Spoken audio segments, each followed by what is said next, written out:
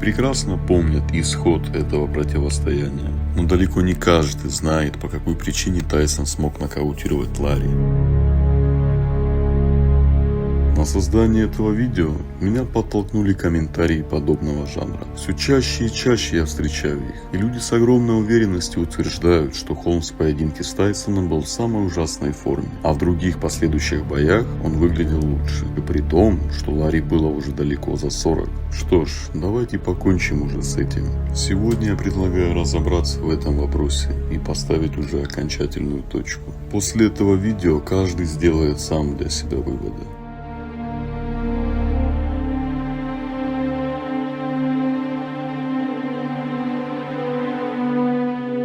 В последнее время стало очень модно принижать заслуги Тайсона, в том числе и обесценивать эту его легендарную победу. Майк не просто победил Ларри Холмса, он его нокаутировал.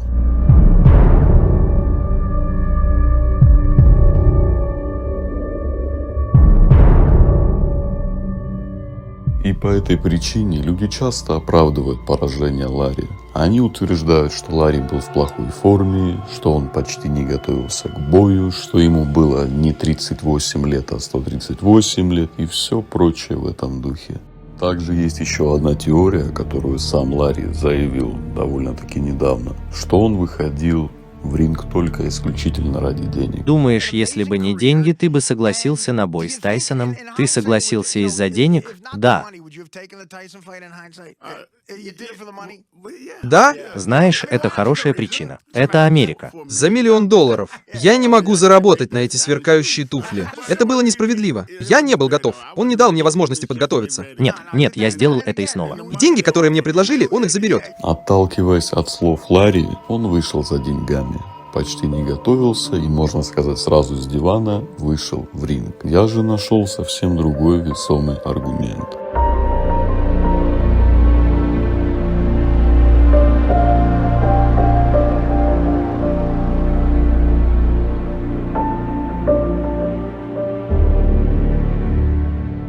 Это было на англоязычном форуме. Здесь официально предоставлена информация. Вы можете прочитать ее сами.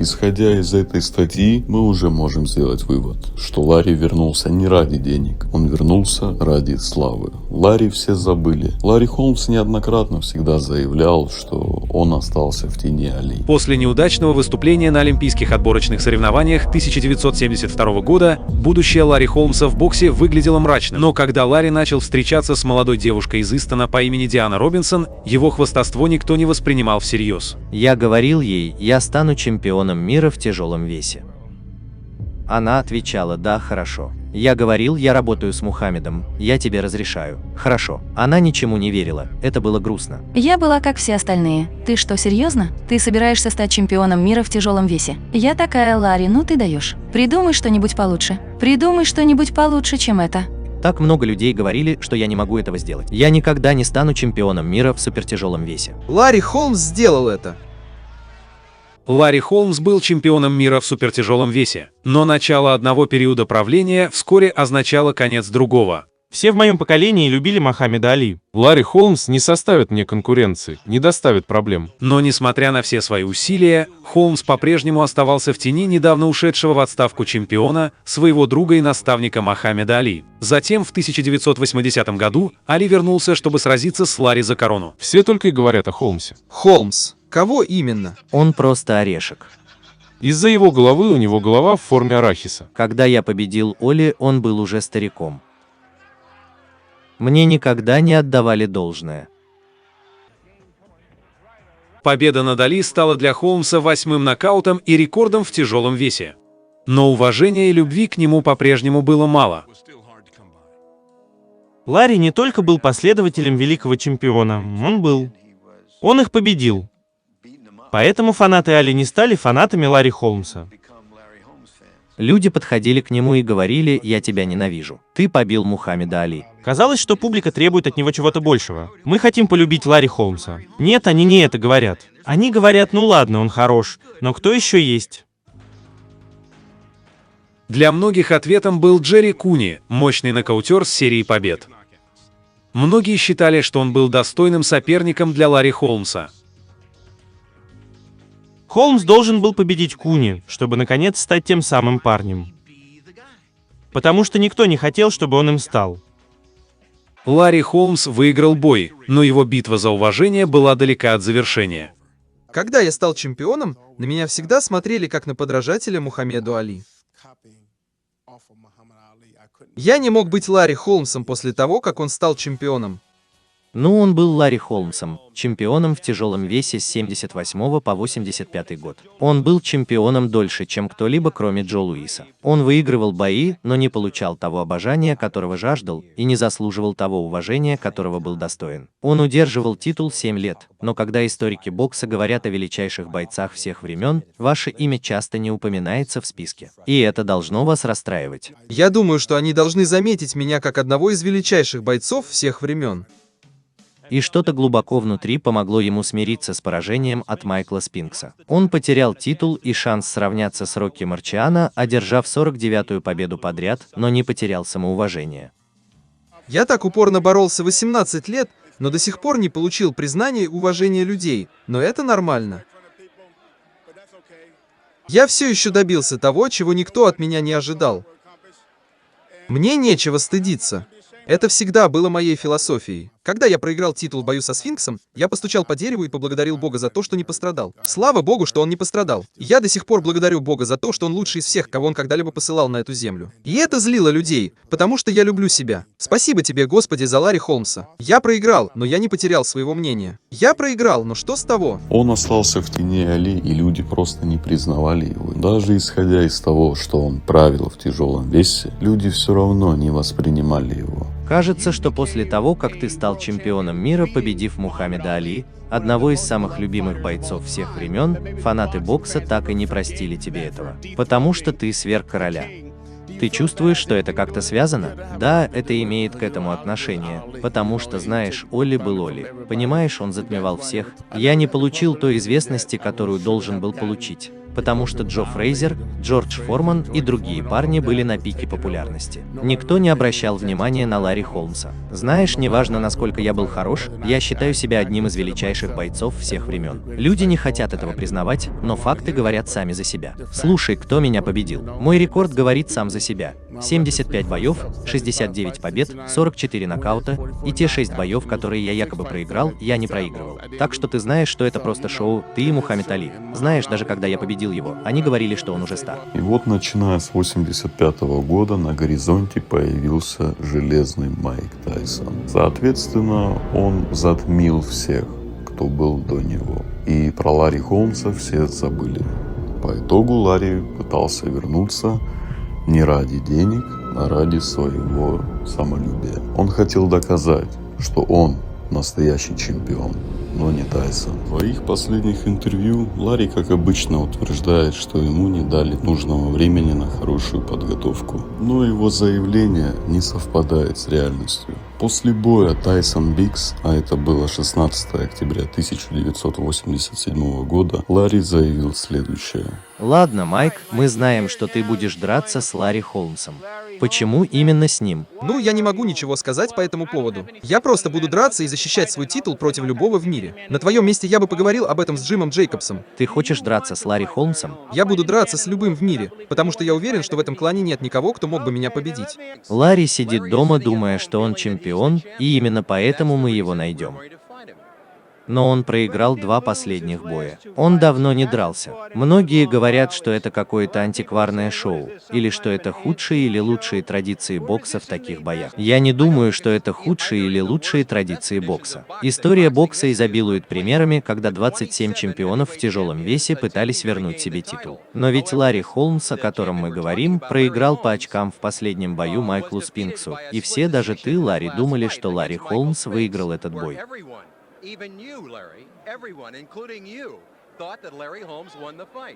Хорошо, а что насчет Майкла Спинкса? Есть ли у вас возможность сразиться с Майком Тайсоном? Да, есть. Есть еще кое-что, что нам нужно обсудить, но это возможно. Знаете, я готов выйти на ринг с Майком в любой день января, когда они захотят, и надеюсь, что это будет на HBO. Потому что я хочу, чтобы весь мир это увидел. И я надеюсь, что после этого боя будет справедливо. В прошлый раз я не понял, что произошло, и пожаловался. Весь мир это видел. Теперь я надеюсь, что когда они увидят это еще раз, это будет справедливо. Я собираюсь нокаутировать этого парня. Что вы увидели сегодня вечером? Что вы увидели такого, что, по вашему мнению, вы можете сделать, чего не смог Тайрелл Биггс? Ну, во-первых, я боксер. Мой джеб сильнее. У меня хорошая правая рука, и я могу ею бить. Я видел, что Тайсон часто ошибается. Я опытный профессиональный боец. Я не ребенок. Я не играю. Так что если он хочет драться так, как он хочет, я готов драться так, как он хочет. Нужно сразу же сбить его с толку. Нужно требовать уважения. А ты не можешь требовать уважения, если у тебя нет хорошей левой руки. Это то, что я понял в 37 лет. Скоро будет 38. И подумай об этом. После этого боя люди будут спрашивать: «Ларри Холмс, почему?» Они больше не будут спрашивать после этого, потому что я знаю, что делаю. Позвольте спросить вас. Напрашивается вопрос о твоем увольнении, но я спросил об этом парня позади меня, и он ответил, что это было лучшее, что с ним случилось. Но как насчет увольнения Ларри Холмса? Ну, я тебе скажу, иногда увольнение — это лучшее, что может случиться. Как ты знаешь, я дрался 4 или 5 раз в год. Иногда это сказывается на твоем теле, и тебе нужен хороший отдых. Думаю, отдых помог мне больше, чем ежедневные тренировки и подъемы по утрам. Есть ли дата и название боя в контракте? Он состоится, и если да, то когда? Он состоится, Барри, и это будет в январе. Новый год мы встретим возвращением к славе и дадим Ларри возможность вернуть былую славу. Когда я пришел поговорить с ним о бое, он провел показательный бой в 15 раундов и был великолепен. Парень, который сделал все, что должен сделать боец, с жестким графиком. И он дал мне понять, что он готов и будет готов к бою 20 января. А потом Дон Кинг сказал мне, что бой будет только 12-раундовым. Поэтому я провел еще 3 раунда, хотя в этом не было необходимости. Ты отлично выглядишь. Должен сказать, ты отлично выглядишь. Спасибо вам обоим, сэр. Но это уже решено. От его слов мы можем отталкиваться, что он уже знал, что будет биться с Тайсоном. На подготовку у него было 3 месяца. И он дал мне понять, что он готов и будет готов к бою 20 января. Поэтому вся его теория заговора, что ему не хватало времени на подготовку, что это составляло 2-3 недели, это все заблуждение. Он очень рассчитывал, если он победит Тайсона, его восхвалят просто до небес. Он станет самым величайшим чемпионом, когда-либо выходивший на ринг. Ларри Холмсу просто не посчастливилось застать такую убийственную версию Железного Майка. И вот, когда Железный Майк нокаутировал Ларри, Ларри так и не смог получить должного признания. Тайсон уничтожил его, и Ларри ушел из бокса. Они говорят, что сегодня я никто. Но это нормально, потому что для меня я кто-то. Для моей семьи я кто-то. Для моих друзей я кто-то. Некоторые считают тебя озлобленным человеком, но кажется, ты не такой, когда разговариваешь с нами сегодня. Ты хочешь сказать, что я озлоблен? Нет, я не озлоблен. Но почему ты не озлоблен из-за этого? Потому что я не озлоблен. Но ты должен злиться, потому что с тобой поступают несправедливо. Тебя не считают одним из величайших бойцов всех времен.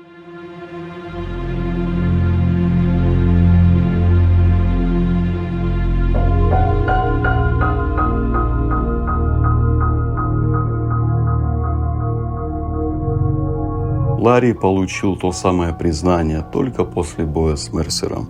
Когда он победил непобежденного молодого боксера, вот тогда Холмс действительно заслужил уважения. В 1990 году я был в океане, ловил голубого тунца, полосатого окуня и тому подобное. И мы говорили о бое. Я сказал: знаешь, никто не может победить. Я могу вернуться и побить всех. Через 2 года я буду драться за титул чемпиона мира в супертяжелом весе. В 1992 году, в возрасте 42 лет, Ларри Холмс вышел на ринг против Рэя Мерсера, олимпийского чемпиона 1988 года, непобежденного в профессиональном боксе. Холмс был аутсайдером с коэффициентом 6:1. Перед боем репортеры говорили мне: ты старый. Я старый. Мне 42 года, я старый. Я ответил: может, ты и старый в 42 года, но не Ларри Холмс. И вот он здесь, дедушка всех тяжеловесов. Он вернулся.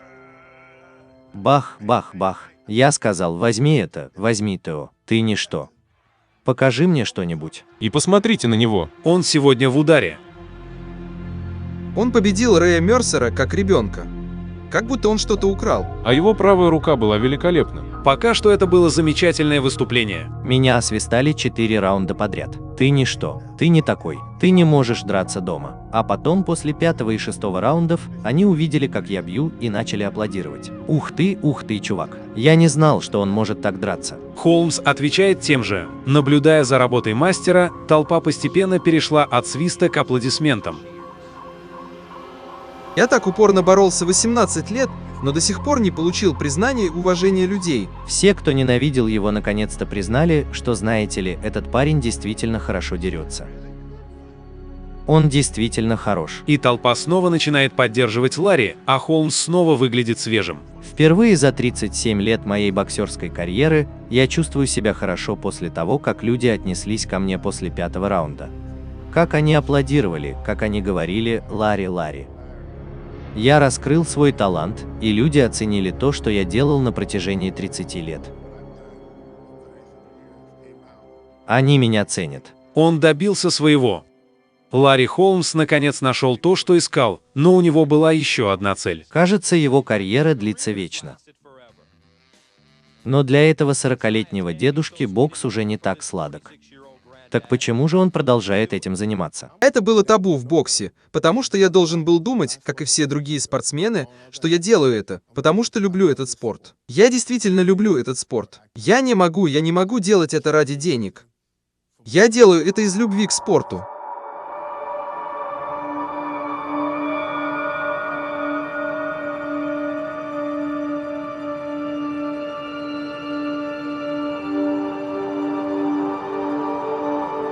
Ларри всегда был самолюбив. Он считает себя самым величайшим боксером из всех. Это его право. And then, in your opinion, who's the greatest of all time in your eyes?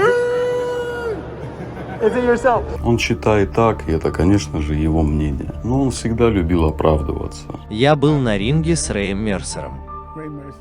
У меня было время подготовиться к бою с ним. Это не было так, что я вышел на ринг через 2 или 3 недели.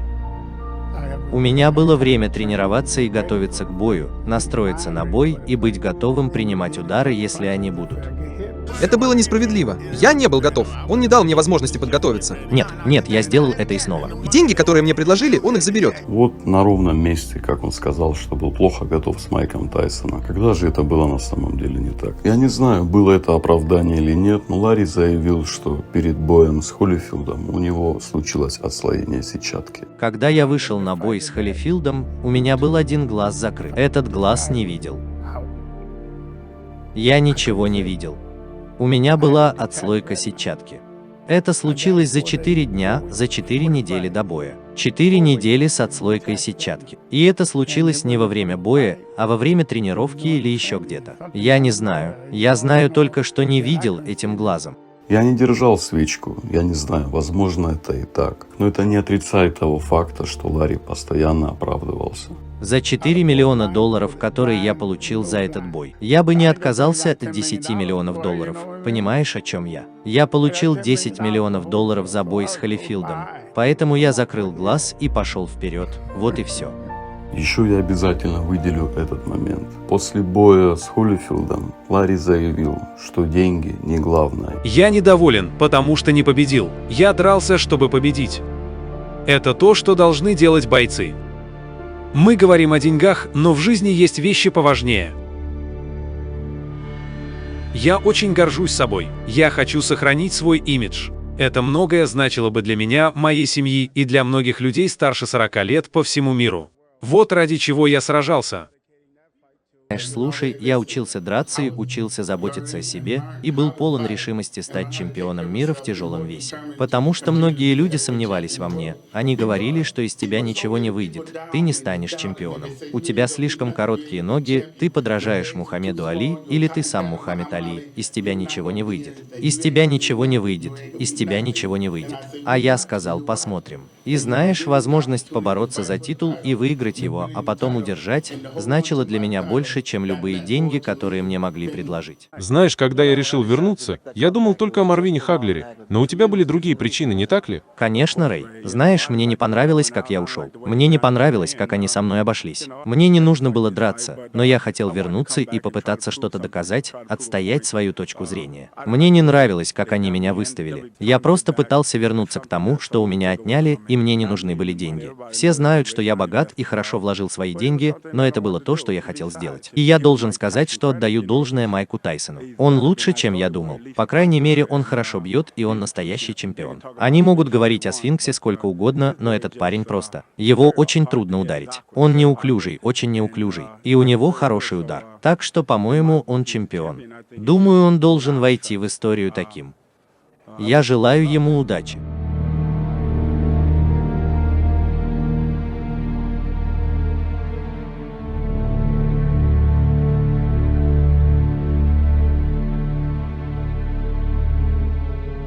Большинство людей также зацикливаются на том моменте, когда боксер не выступает какое-то определенное время, он теряет навыки. Да, я с этим соглашусь, но давайте будем откровенны. Мы не знаем, тренировался Холмс или нет.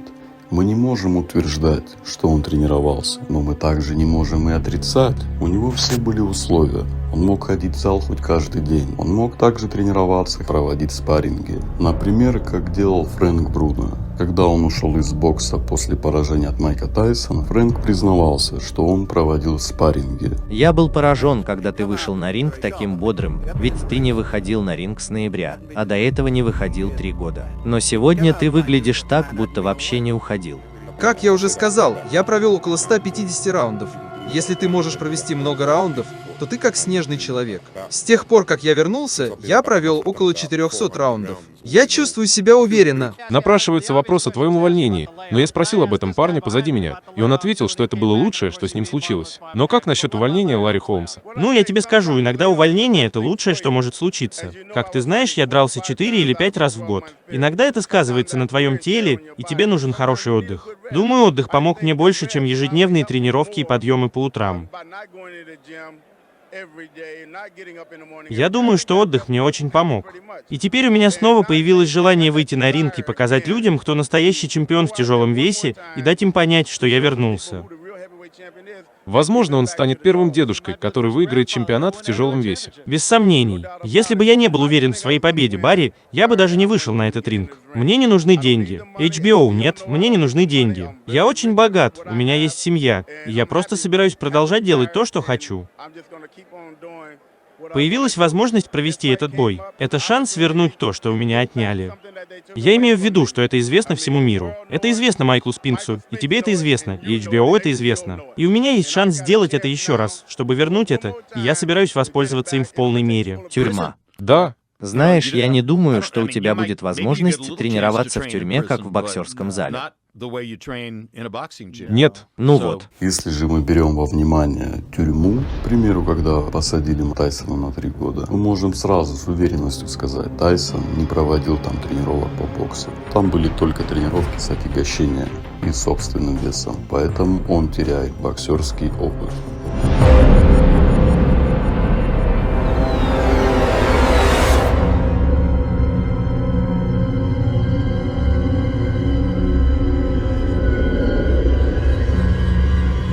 Теперь мы переходим к самому интересному моменту, за что всегда цепляются хейтеры Тайсона. Это, конечно же, простой. Многие сейчас могут заявить, это огромный пробел. Но я отвечу предельно просто. Ларри не выходил на ринг всего 1,5 года. Это не 3 года, это не 5 лет. Это небольшой простой времени. После того, когда Тайсон жестоким образом нокаутировал Холмса, Ларри ушел из бокса. Но спустя 3 года он вернулся и тем не менее победил непобежденного Рэя Мерсера, который был в пиковых кондициях. And this is his familiar position over here in this corner on top of us. Now Holmes holding him off with good left hook by Ray Mercer in there, but this fight he's taking a lot of his punishment. Good right to the body and then the uppercut from Mercer. And there's the right uppercut from Holmes, but not a lot on it. Good right hand and then the left from Holmes.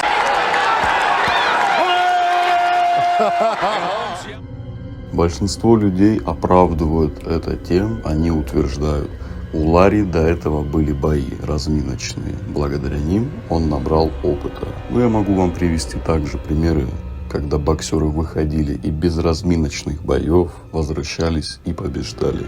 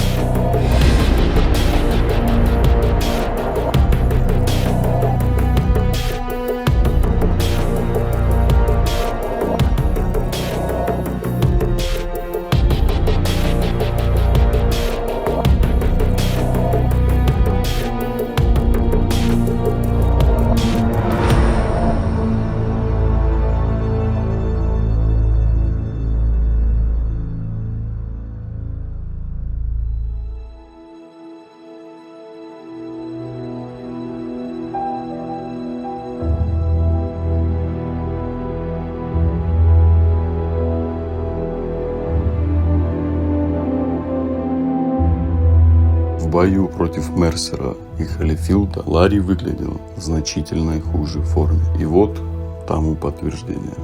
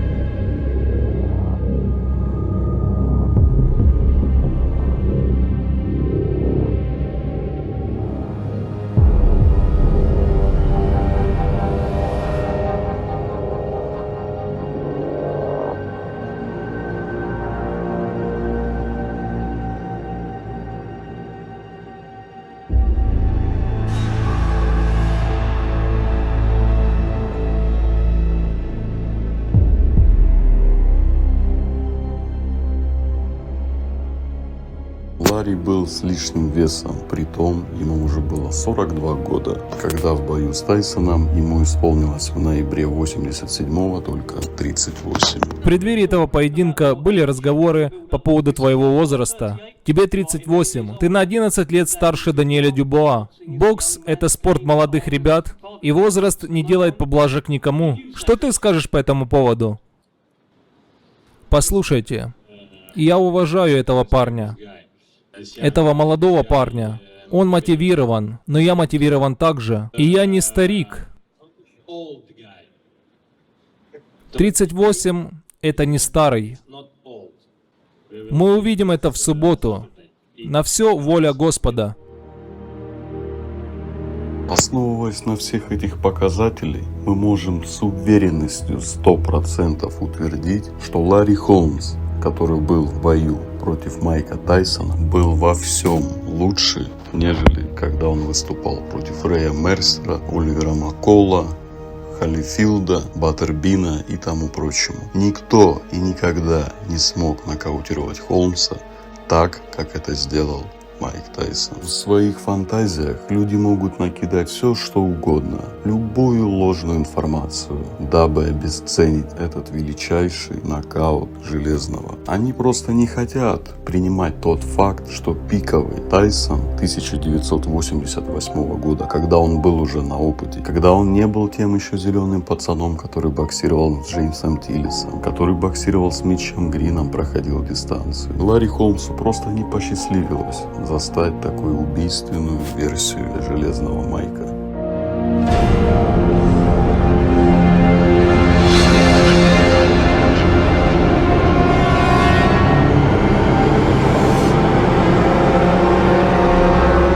Во внимание я возьму главные ключевые моменты, на которые обычные люди просто не зацикливаются. У Ларри Холмса на протяжении его долгой карьеры был наставник Ричи Джакетти и Эдди Фадж. От тренера зависит очень многое. Есть обычный тренер, есть наставник. Эти два тренера сыграли огромную роль в карьере молодого Холмса. Но спарринги Холмса с Мухаммедом Али привлекли внимание опытного тренера Ричи Джакетти. Он убедил своего босса Дона Кинга дать Ларри шанс.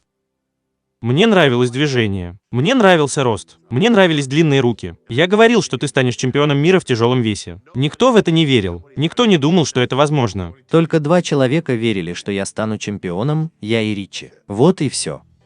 С Джакетти в углу ринга Холмс дрался на второстепенных боях за небольшие гонорары, оттачивая свое мастерство в спаррингах с Джо Фрейзером и Али. Второй по продолжительности чемпион мира в тяжелом весе – восточный убийца. А откуда у тебя такое прозвище, Ларри? Знаешь, Ричард Дукетти дал мне это прозвище, когда я дрался в Скрэнтоне 4 раунда. Он сказал, давай сделаем его крутым. Давай назовем его восточный убийца. Я никого не убивал. Я сказал, что я не такой уж сильный боксер. Но он сказал, но мы все равно будем тебя так называть. Так это прозвище и прижилось. Для общего понимания моих слов я могу вам привести пример. Мухаммед Али, Анджело Данди, Майк Тайсон, Кевин Руни, Ленокс Льюис, Эммануэль Стюарт, Мэнни Пакьяо, Фредди Роуч, Ридик Боу, Эдди Фадж, Майкл Спинкс, Эдди Фадж, Владимир Кличко, Эммануэль Стюарт и многие другие.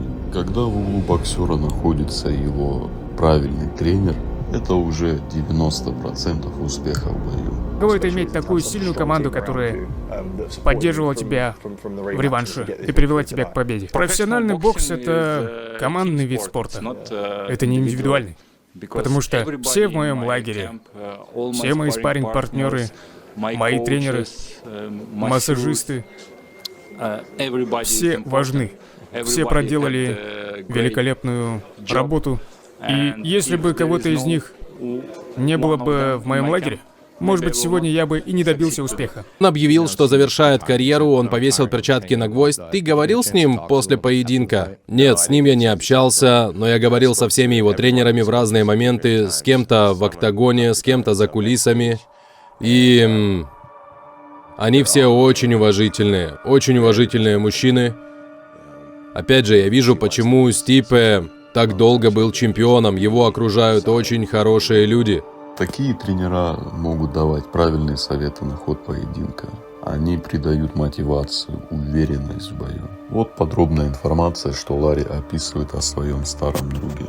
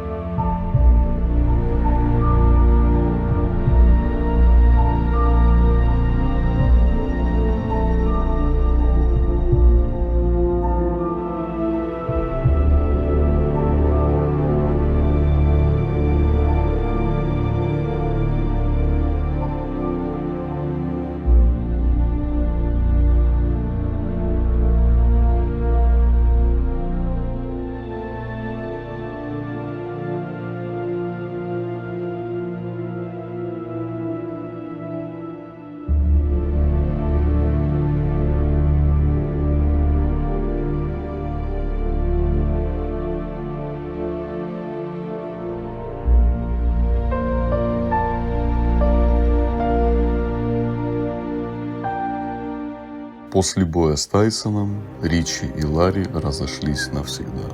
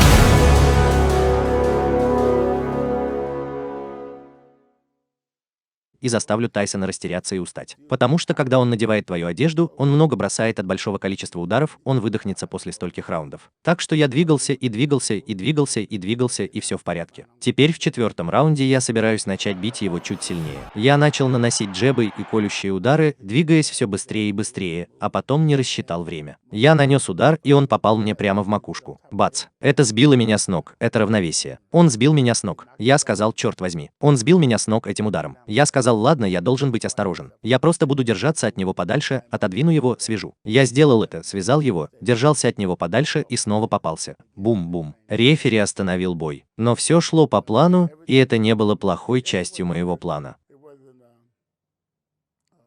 Я не расстроился из-за этого. Ты не знал. Тебе нравилось с ним драться? Мне нравилось драться с ним несколько раундов, и он сказал мне, что я лучший. Он сказал: «Я люблю тебя. Я дерусь с тобой. Я люблю тебя, чувак, ты отличный парень». Думаю, это был один из моих лучших боев. Он тоже дал мне тяжелый бой. Хочешь верь, хочешь нет. Попасть по нему очень сложно. У него такие длинные руки. Это просто, но в начале боя попасть по нему действительно трудно. Это действительно похоже на игру в шашки, да? Да? На ринге у тебя есть платформа, на которой ты стоишь, и тебе нужно найти способ победить. Не обязательно нокаутировать соперника, но победить. Победить, вот и все. В этом вся игра. Цель игры — победить. Но суть в том, что нельзя позволять, чтобы тебя били, как Джорджа Формена били по лицу, когда он дрался с Мухаммедом Али. Знаешь, когда все говорят о тебе, некоторые говорят, что у тебя лучший джеб в истории. Но я хочу спросить, почему твой джеб такой сильный? Это просто от природы? Ну, причина, по которой мой джеб был таким сильным, в том, что я боялся бить правой рукой. Я имею в виду, что если бы я ударил правой рукой, то мог бы получить ответный удар, а я не хотел, чтобы меня ударили. Поэтому мне пришлось сделать так, чтобы мой джеб работал на меня. И знаешь, я действительно кое-чему научился у Мухаммеда Али. Например, его джебу. Но знаешь, это все хорошо, потому что это помогает мне и делает меня лучше. Благодаря этому я стал чемпионом в супертяжелом весе. Это и было моей целью, просто сделать это и не попасть под удар. Ты не можешь ударить меня правой рукой, потому что мои руки здесь. Знаешь, большинство бойцов и тренеров не могут тебе этого сказать. Ты не можешь ударить меня здесь. Ты прав. Потому что мои руки всегда на месте, когда ты наносишь удар правой рукой. И когда ты делаешь такой бросок, ты не можешь ударить меня никакими левыми хуками. Потому что мои руки находятся здесь, когда я делаю этот бросок. Бах, потому что я бросаю правильно. Я собираюсь убедиться, что бросаю правильно. Мухаммед Али вот так принимает удары. Они идут, показывают мне, что я сильный. Я такой. И в этом его проблема. И все могут говорить о Паркинсоне и всем остальном. Да, у тебя, наверное, Паркинсон. Но что его вызвало? Удары по голове. Но люди не скажут тебе об этом. Они не хотят, чтобы я это говорил. Но это правда. Что ты хочешь, чтобы я сделал?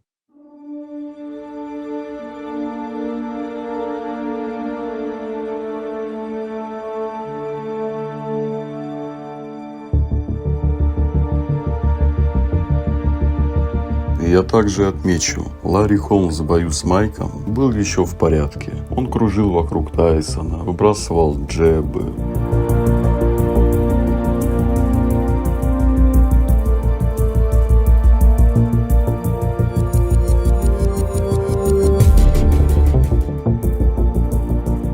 Но когда Ларри бился с Ивандером Холлифилдом или Рэем Мерсером, Ларри уже не был тем самым Ларри. Потому что он выбрал тактику стоять у канатов. Ту же самую тактику, которую выбирал Али. Эта тактика применяется для того, чтобы сохранить выносливость. Можно было пройти дистанцию. Потому что если бы Ларри порхал, как в бою с Тайсоном, его бы намного не хватило. Его лишний вес это подтверждает. Он не был таким сухим, каким он был в бою против Майка. Ларри очень разумный и очень умный боксер. Он выбрал, в принципе, правильную тактику, но не ту тактику, которую бы он хотел выбрать. Если бы Ларри Холмс порхал бы как бабочка, жалил как пчела, даже взять бой с Майком, он бы победил. Я напомню, если кто не знает, Холлифилд это тот сорт боксера, у которого очень плохая защита. Он постоянно пропускал джебы. Из-за этого он предпочитал избегать встречи с элитными джебистами. А когда он на таких натыкался, то он всегда им проигрывал.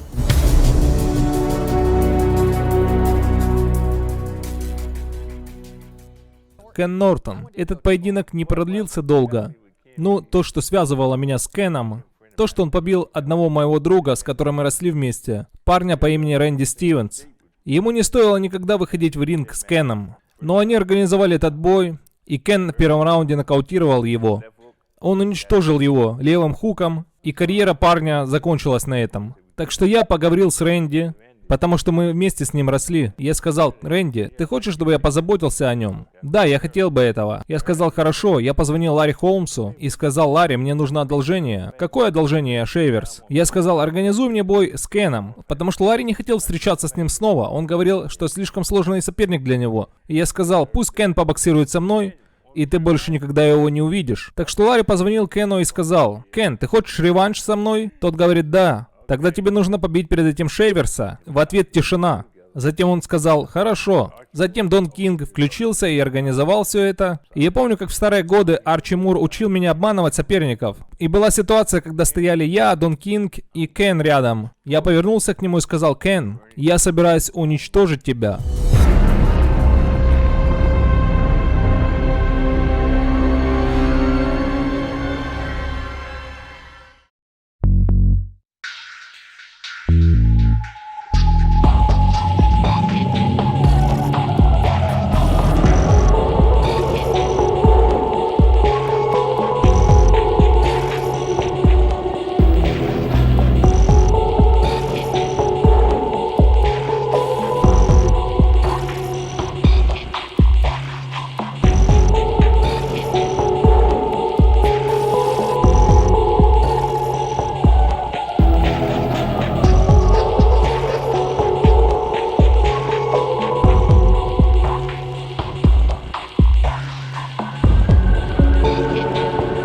был твоим любимым боксером? Кто был моим любимым? Ну, мой брат Леон. Мой брат Леон. И когда Леон научился боксировать, он стал непобедим в Сент-Луисе. И многие люди, которые были боксерами и которых Леон побеждал, завидовали ему. Майкл, расскажите о своих первых боях с Леоном и о том, как спарринги с ним вам помогли. Да, ну, тренер, когда я немного подрос, он поставил меня в спарринг с Леоном. И когда я был на ринге с Леоном, я плакал от того, как сильно он меня избивал. Я думал, зачем он так со мной? Но потом он подошел ко мне и сказал: «Майк, я знаю, что был с тобой немного жесток». Он сказал, что если бы я был с тобой полегче, ты бы подумал, что и другие будут так делать. И знаешь, мне это понравилось. Он сказал, что с любым другим на ринге будет тяжело, поэтому лучше быть с тобой жестким. И благодаря этому я понял, что такое бокс. Это старший брат, который заботится о младшем. Да, это так. Он преподал мне ценный урок, который я никогда не забуду и применяю каждый раз, когда выхожу на ринг. Знаете, я был таким, что Леон был моим любимым. И всегда им был.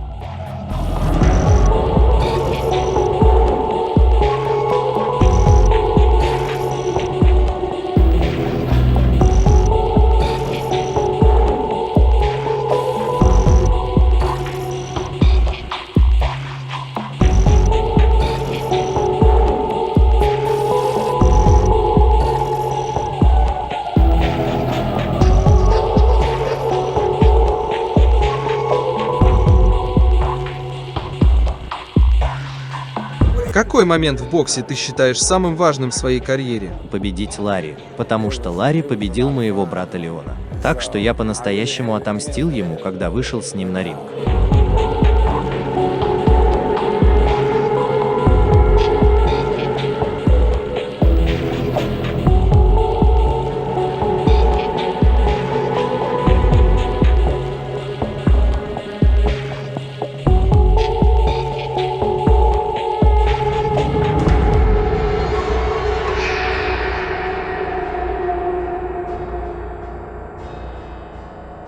Ну, если кто-то из нас двоих победит Леона, то это буду я, а не он. Мухаммед Али больше не вызывает вопросов. Больше нет Мухаммеда Али. Есть только один, Ларри Холмс. Мухаммед Али видел светлую сторону, а теперь он на темной стороне.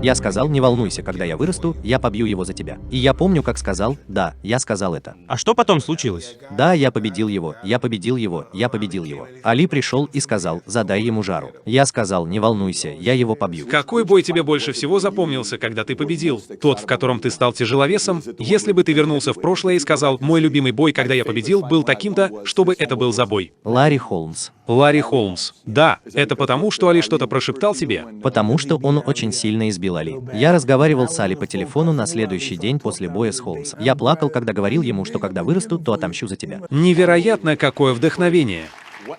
Тебе было 12 лет, и ты видел Али. Он принимал лекарства, от которых был вялым. Да. Ему не следовало этого делать, но именно поэтому я посвятил свою жизнь Ларри Холмсу. Ради Али? Да, это моя цель в жизни. Ого. Ты был так же зол, когда дрался с Холмсом? Ты хотел его уничтожить? Да, я знал, что должен это сделать. Да, ты выглядел очень злым в том бою. Да, мне пришлось. Он отличный боец. Я тоже отлично справлялся с Ларри Холмсом. Он великолепный боец. Но как ты справился с этой яростью в тот момент? Например, когда ты вот-вот достигнешь своей цели, как ты справляешься с этой яростью? Потому что... Я не знаю. Моя цель — твоя полная капитуляция, твое полное подчинение. Я уничтожу тебя. Вот почему Роган сказал, что когда он смотрел на тебя, ты его пугал. Знаешь, твоя ярость — это очень особенная ярость, Майк. Ну, это их вина, что они испугались. Это их вина, что они испугались. Ничего себе! Вот это ответ. Боже мой! Это их вина, что они испугались. Как ты можешь позволить мне тебя запугать, если ты сам этого добивался? Майк, твоя мудрость на совершенно другом уровне, чувак. Это очень просто. Это просто. Как там говорят? Это элементарно, не так ли?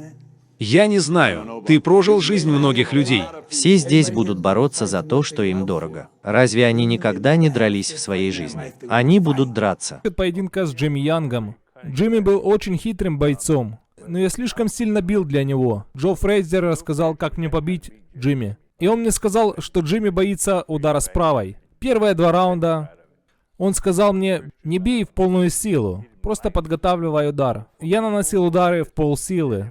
К 3-му раунду он подумал, что я не могу бить. Сымитировал удар правой, левым хуком и бум! Бой закончен.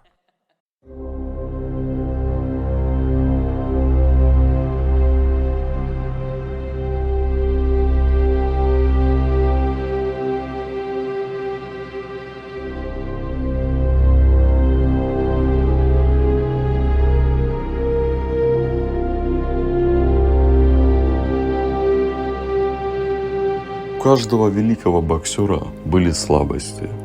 Мухаммед Али зачастую пропускал левый хук.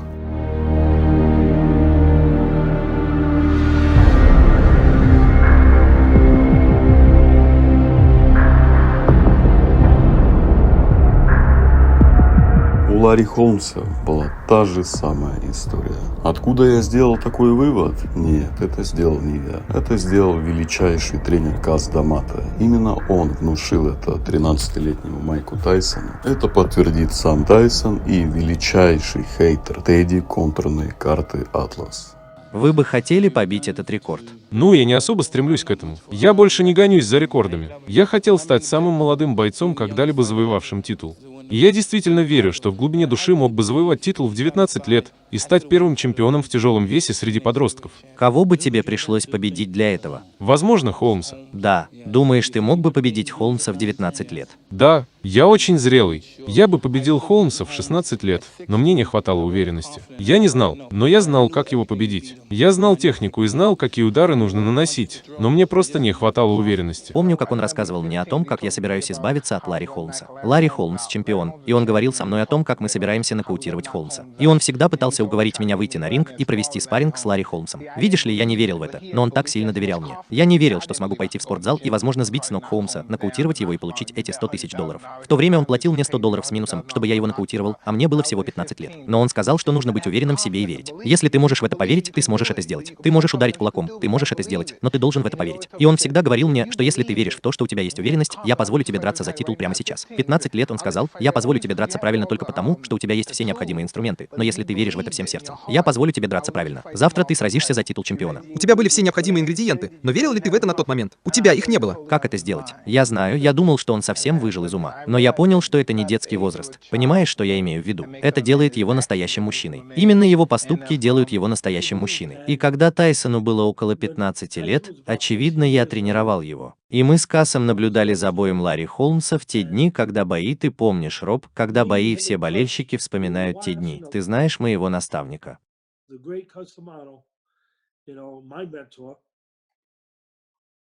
И он сказал мне, я имею в виду, что вон там сидит мальчик, которому было 15 лет, но он уже весил, наверное, около 210 фунтов, понимаешь? И он говорит, что мог бы победить Ларри Холмса прямо сейчас, если бы бой длился всего 3 раунда. Но у него недостаточно опыта, чтобы продержаться дольше 3 раундов, и тогда он, знаете ли, сломается. Но однажды у него будет такой опыт.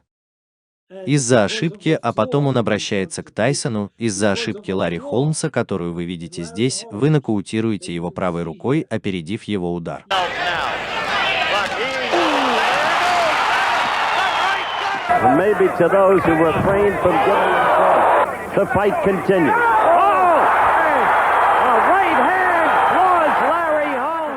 Потому что, когда он наносит удар, он не двигает головой. Он стоит на месте. И если вы не боитесь нанести удар, а к тому времени вы уже не будете бояться, то вы сможете нанести удар правой рукой прямо по нему и нокаутировать Ларри Холмса. И Ларри Холмс и Майк Тайсон выходят на ринг. Но мой друг Рэнди Гордон, бывший комиссар Нью-Йорка, был редактором журнала «Ринг», если не ошибаюсь. Мы разговаривали, и он спросил, за кого я болею в этом бою. Я ответил, что, конечно, за Тайсона. И, кажется, он сказал, что ему нравится Холмс. Я сказал, что Тайсон нокаутирует его. Я предложил ему пари. Я предложил ему пари на ужин в хорошем ресторане, где я выиграю только если Тайсон нокаутирует Холмса. Он согласился. Я сказал, что если он не нокаутирует Холмса правой, я не выиграю. Он нокаутирует Холмса правой. Даже лучше, он нокаутирует его раньше. Потому что я знал, что ему было 15 лет, когда ему сказали, что он нокаутирует Ларри Холмса правой. Если ты знаешь это и веришь в это, ты не будешь ждать до 10-го раунда, чтобы сделать это. И вот я смотрю бой. И я знал, что Тайсон нокаутирует Холмса. И, конечно же, в 4-м раунде бах, правая рука проходит. Холмс падает.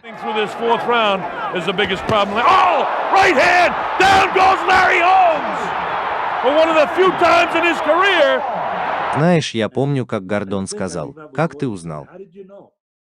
Как ты узнал?» Я люблю Рэнди. Рэнди хороший парень. У него есть радиошоу. Дай ему небольшую рекламу. У него есть радиошоу, у него и Джерри Куни, два хороших парня. Но, Рэнди, ты все еще должен мне ужин со стейком. Я не беспокоился, потому что видел его бои много раз. Что было эффективным для тебя? Ты чувствовал это до 4-го раунда. Правая рука. Я знал, что буду бить его правой рукой. На протяжении всей его карьеры он был побежден правой рукой. И в конце концов это оказалось правдой. Ты это видел или просто нужно было подобраться поближе, нанести удар и надеяться, что он попадет? Чтобы подобраться поближе, мне нужно было нанести удар правой рукой, и я это сделал. Майк встретился с самым опытным бойцом, которого когда-либо видел. И мы знали, что навыки, скорость и сила удара Майка возьмут верх. Но мы знали, что у Ларри Холмса есть одно преимущество – огромный опыт. И это проявилось в первых раундах. Этот бой мог состояться год назад, если бы Ларри Холмс согласился на него тогда. Да, а тогда Майк Тайсон был гораздо более грубым бойцом. Думаете, ему было бы труднее? Не думаю. Касс Моутон учил Майка, как драться с Ларри Холмсом. Касс сидел перед телевизором и говорил Майку, как он будет драться с Холмсом. Касс всегда хотел, чтобы Майк сразился с Холмсом в начале своей карьеры. И по большой части это заслуга не только Майка, но и всего его тренерского штаба. В те времена в углу Майка был великий и ужасный Кевин Руни, благодаря чему Тайсон был просто неуязвим. Кевин Руни шепнул ему на ухо, чтобы Майк выбрасывал правую руку.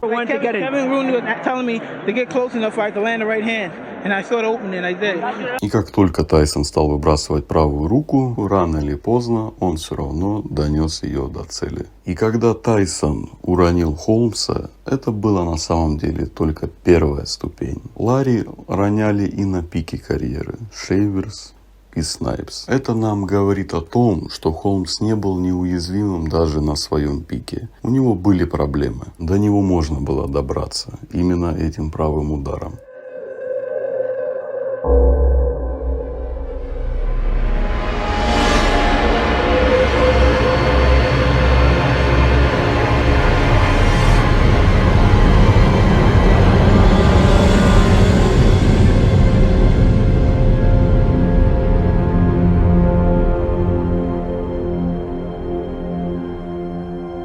В чем же отличие Тайсона от других боксеров? От того же Эрни Шейверса и Ринальда Снайпса. Ведь они уронили Ларри, но все равно не смогли его победить. В том-то и дело. Железный Майк, я его ставлю на первое место среди всех боксеров в истории, кто мог идеально добить соперника. Тайсон, он как подобие питбулю. Когда он ранит свою жертву, он не отпустит ее. Он вцепится мертвой хваткой и будет добивать до тех пор, пока просто ее не уничтожит.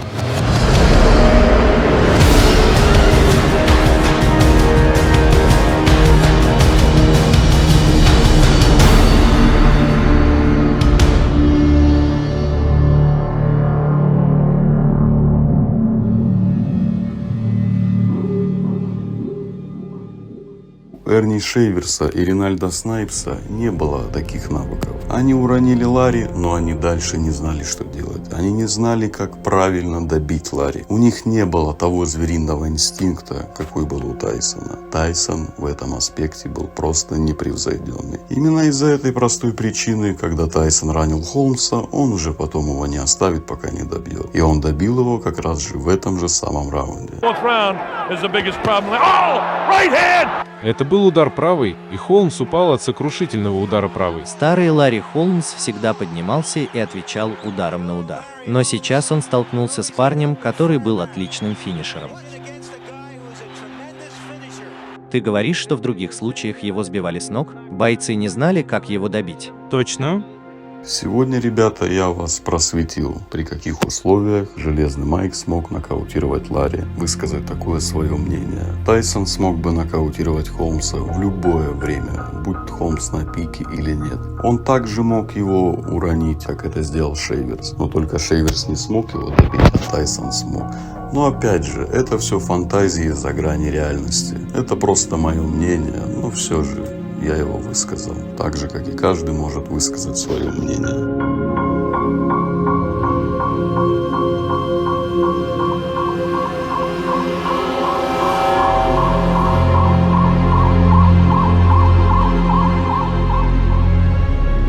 Самое безумное, что когда-либо я читал, это когда фанаты бокса выделяют бои Тайсона, где он прошел всю дистанцию. И по их логике, если Тайсон прошел с Тиллисом или с Грином всю дистанцию, то Тайсон никогда не сможет нокаутировать Холмса. Тайсон никогда бы не смог сравниться с Али. Да какой там Форман до Тайсона, да какой там Ленокс Льюис. Льюис же намного выше уровнем боксер, чем Джеймс Тиллис и все прочее подобное. Список боксеров, которые впервые прошли дистанцию. И мы сравним их с Джеймсом Ковбоем Тиллисом. Сравним этих боксеров по рекордам побед и поражениям.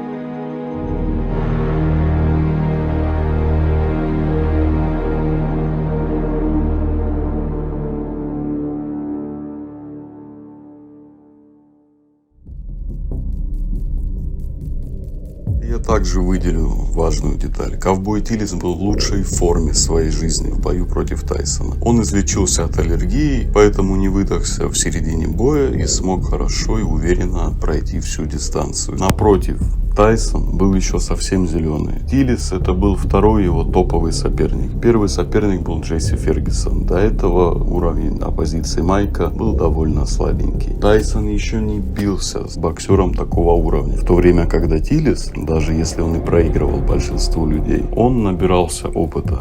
Тайсон этого не смог сделать. Ему не на ком было набираться опыта, поэтому Тиллис был очень серьезный противник. И тем не менее Тайсон победил его без вопросов. Также хочу отметить и Кевина Руни. Большинство могут говорить, вон Кевин Руни был в его углу, и Тайсон все равно был не такой, как там что-то казалось. Ну, давайте все так же на чистоту. Кевин Руни — это человек, который тренировал только Майка Тайсона. Тайсон был первый, кого тренировал Кевин Руни. Соответственно, у него не было тренерского опыта. Он еще не знал сам, как правильно тренировать боксера. Руни был зеленый, и Тайсон был зеленый. Тайсон и Кевин Руни, они по ходу карьеры вместе набирались опыта. Тайсон боксерским навыкам, Кевин Руни тренерскому мастерству. Майк Тайсон и Кевин Руни — это была непревзойденная комбинация. Они уничтожили всех. Весь дивизион. Абсолютно все, что можно было. Всех лучших в те времена. Больше чем уверен, если бы Каз Дамата не рассказал бы Майку такой маленький секрет, то даже пиковый Тайсон не смог бы нокаутировать Холмса, потому что он бы просто не знал, как нужно правильно против него работать. Если бы Железный Майк встретился бы с Холмсом, когда в его углу уже не было Кевина Руни, Холмс дал бы бой ему, скорее всего, мог бы даже победить. Потому что Кевин Руни — это был тот тренер, который всегда напоминал Майку, что правильно, а что неправильно.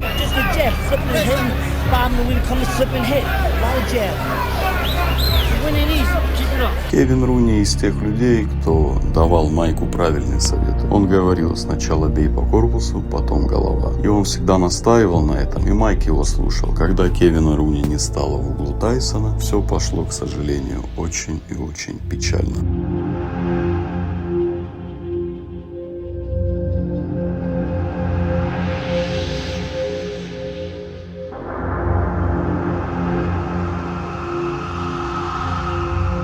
И напоследок я бы хотел добавить кое-что еще от себя. Я понимаю, что сейчас меня могут фанаты бокса, в том числе и фанаты Ларри Холмса, закидать помидорами, примерно как это было с Галотой. Но я должен это сказать. Фанаты бокса очень часто забывают 80-ю эру. Это была эра очень талантливых боксеров. В 90% там были технари, джибисты, такие же, как и Ларри Холмс. И люди всегда, когда говорят о Тайсоне, они говорят, что Тайсон побил только Ларри Холмса, только старого Ларри Холмса. А больше боксеров как будто не было. Я с этим абсолютно не согласен. Были боксеры, которые были как минимум не хуже Холмса, а то даже и лучше. Я могу привести пример. Пинкланд Томас. Это был сильнейший боксер тех лет, также элитный боксер. У него был выдающийся джеб.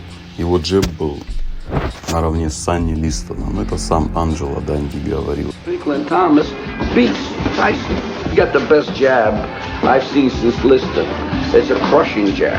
Очень серьезный джеб. И тем не менее, Пинкланд Томас всегда вызывал Ларри Холмса на бой и всегда хотел с ним сразиться. Потому что для Томаса являлся кумир Али, и Томас хотел отомстить Холмсу за старого Али.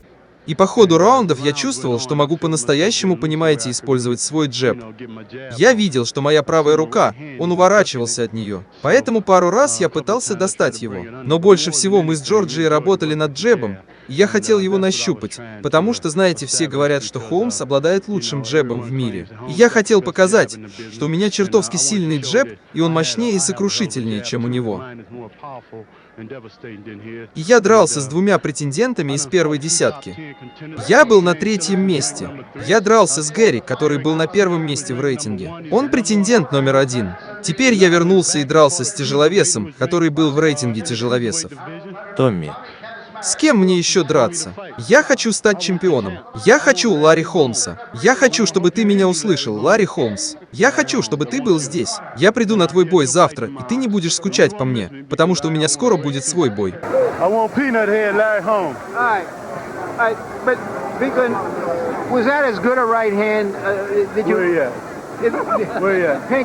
Все только и говорят о Холмсе. Холмс. Кого именно? Он просто орешек. Из-за его головы у него голова в форме арахиса. Помимо Пинклана Томаса был Тайрелл Бикс, тоже джибист высокого элитного уровня. Был Тони Такер, крутой элитный боксер тех лет. Даже Майкл Спинкс, когда победил Ларри, отказался от титула, чтобы не встречаться с Тони Такером. Настолько Такер был опасный боксер в те годы. А почему ты не стал драться с Тони Такером, а вместо этого вышел на ринг против Джерри Куни? Да, я думаю, кто-то пытался подстроить бой, потому что я должен был драться с тем, с кем хотел. Я мог драться с тем, с кем хотел. И я думаю, что Дон Кинг подстроил бой, чтобы я дрался с Тони Такером. Но я не должен был с ним драться. Я сам выбирал себе соперников. Этот Тони Такер мог бы править 70-е годы. Когда я увидел, как Джимми Янг смог отправить в нокдаун Джорджа Формана, побеждал Рона Лайла, при том, что Джимми Янг был абсолютно безударный боксер. Статистика это подтверждает. У Тони Такера удар был в разы сильнее. Он был нокаутер, он мог ударить. И если Джимми Янг это сделал с Роном Лайлом и Джорджем Форманом, то я боюсь представить, что бы там сделал Тони Такер. Помимо Тони Такера был также высококлассный боксер-технарь Тони Тапс. Тим Уизерспун, который бился с пиковым Ларри Холмсом.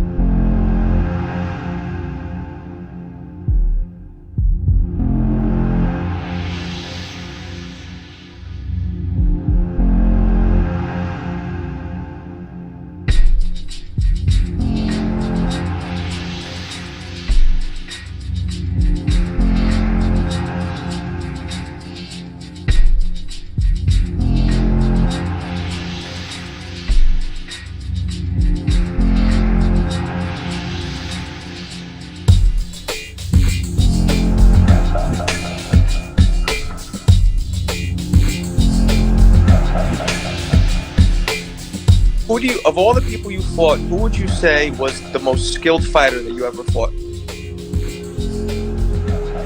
Let me think. It wasn't Larry. Tony was pretty good. Tony was pretty good, even though he wasn't real strong. Tony Tubbs. Let me think. Call the truth. Tony Tubbs. Tony Tubbs moved a lot. He had a good jab. He faked you. He slipped punches. He stepped back and threw left uppercuts, and he can do it all. He was skillful. Let me see, who else? Not Larry. Larry Holmes just had a jab, the right hand. He couldn't slip, and he was determined to hit you with that jab and keep you off him, and then to stack and then tag you with the right hand, and then step over here. So in terms of training people, I don't think that he could teach them a whole lot, because that's all he had was like the jab, right hand. Также был боксер тех лет Карл Уильямс. Он же был первый, кто победил на самом деле Ларри Холмса. Но в тот вечер Ларри подарили победу для того, чтобы сделать мега-файт Спинкс против Холмса. Считались двое лучших боксеры в 1985 году. И какая-то пешка Карл Уильямс никак не должен был стоять на их пути. Whose punches felt hotter? The stamina has hurt him, and Williams has been on his game a lot tonight. He's hurt. Oh, he's hurt. Witherspoon, he's got him on Queer Street with a right hand. Who was that, Tim? That was Carter Truth Williams. Oh, wow. I did feel a sting from Carter Truth Williams. He hit me with a long, straight right hand. Yeah, and the I felt bomb, that. huh? Yeah, I felt that one. So Carter Truth hit me good. Carter Truth, he stung me real good. I bent my knees. So Carter Truth hit me the hardest. У него был очень крутой джеб. Я его считаю даже лучший джеб, чем нежели у Ларри Холмса. Тим Уизерспун тоже подтвердил, что джеб Карла Уильямса был лучше, чем у Ларри Холмса. Stiff left jab from Carl Williams. Well, Williams has one of the best jabs in the business. No question about that. He out-jabbed Larry Holmes when he fought Holmes. On Carl Williams. As he's going down, Witherspoon teed off the end of the 7th round and taking that right by Tillis. As we are backed in, you are right on the scene. I got these fights, and one time there was a guy sitting there. He just comes in and you hear him going, woo! 6'4", 223¼ pounds is Williams. Reed continues to talk to Tillis. There's the quick snapping jab. The more he moves, and the more he moves away from time. Well, we talk about Frazier undefeated with 12 knockouts. Frank Pounds stepping in. Become a nice weapon for him tonight. What do you think, Aaron? I'm right about the fact that this guy would give George Foreman. And of course, mostly because Williams is quick on his feet. Only seems jab going occasionally there, and when it's right, you see what an effective fighter is. He steps forward. Gene, where you pad with your arms. That's the truth at his best. Fight as much, he didn't have to do it as much to survive. Media was for real, at least.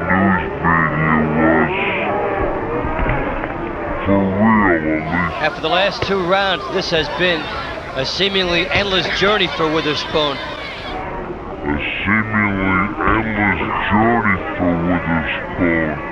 The outset that Witherspoon's best chances were early.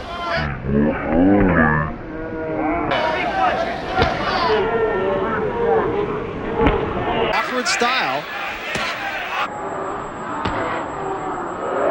Good jab by Williams. That jab actually knocked Jones back.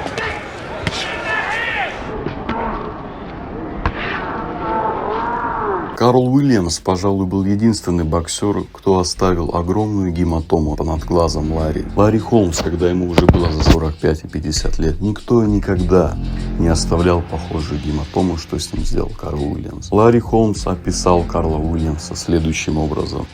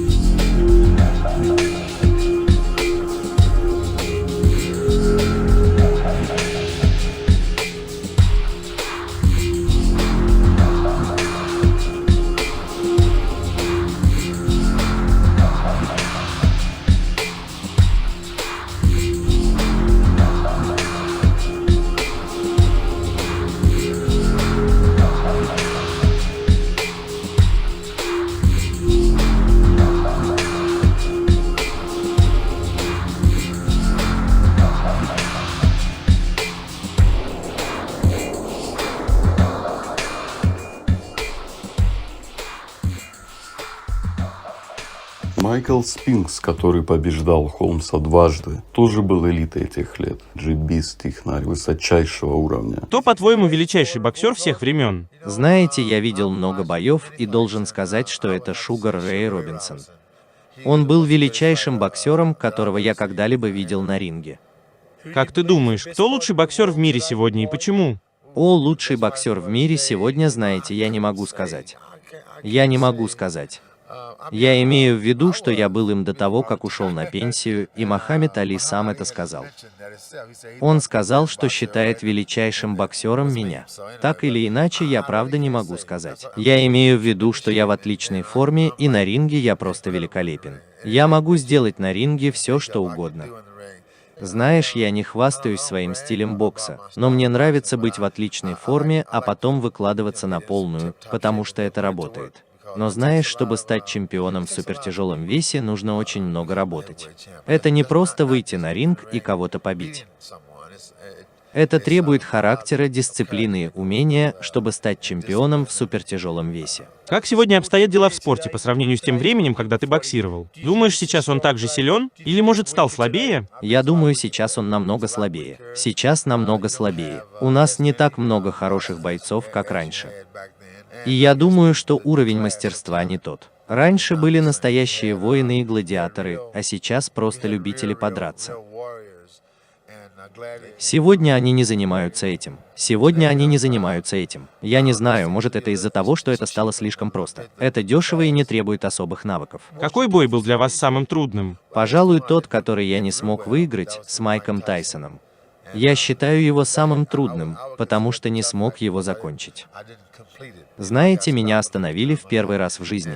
Да, это был самый трудный бой. Майкл Спинкс и Карл Уильямс победили Ларри Холмса, но люди почему-то посчитали это, что это несерьезные имена. Ну вот Ларри Холмс — это самое крутое имя. Тайсон уничтожил всех. Спинкса и Карла Уильямса, которые побили Холмса, он уничтожил в первом раунде. И самого Холмса в четвертом. Если мы считаем с точки зрения оппозиции, конечно же Холмс превосходит их всех, кроме Спинкса. Но если с точки зрения мы берем конкретно навыки, то Ларри Холмс тут далеко не самый лучший. Я буду отталкиваться от слов Тима Уизерспуна и поставлю Тони Тапса по навыкам лучше. Я ставлю Тони Такера минимум на одной категории с Ларри Холмсом, а то даже и выше. Карла Уильямса я также ставлю по уровню с Ларри Холмсом. Тайрела Биггса тоже можно поставить туда. Это был крутой джибист. Еще немаловажный момент в том, что все думают, что Ларри Холмс всех побеждал, и только вот он, как я уже повторяюсь, был самый крутой. Но он не бился с Тони Тапсом, он не бился с Пинклом Томасом, он не бился с Тони Такером, с Тайрелом Биггсом. Мы не можем узнать, какой был бы исход в их противостоянии, кто бы победил. Но факт остается в том, что в те времена был не только Ларри Холмс, но и другие боксеры. Еще я обязательно выделю этот момент. Я действительно уважаю Ларри Холмса. Мне очень нравилось, как он дрался, как он был чемпионом в течение 7,5 лет, и мне это действительно нравилось. Я здесь не для того, чтобы кого-то оскорблять или поливать грязью. Я просто хочу рассказать факты.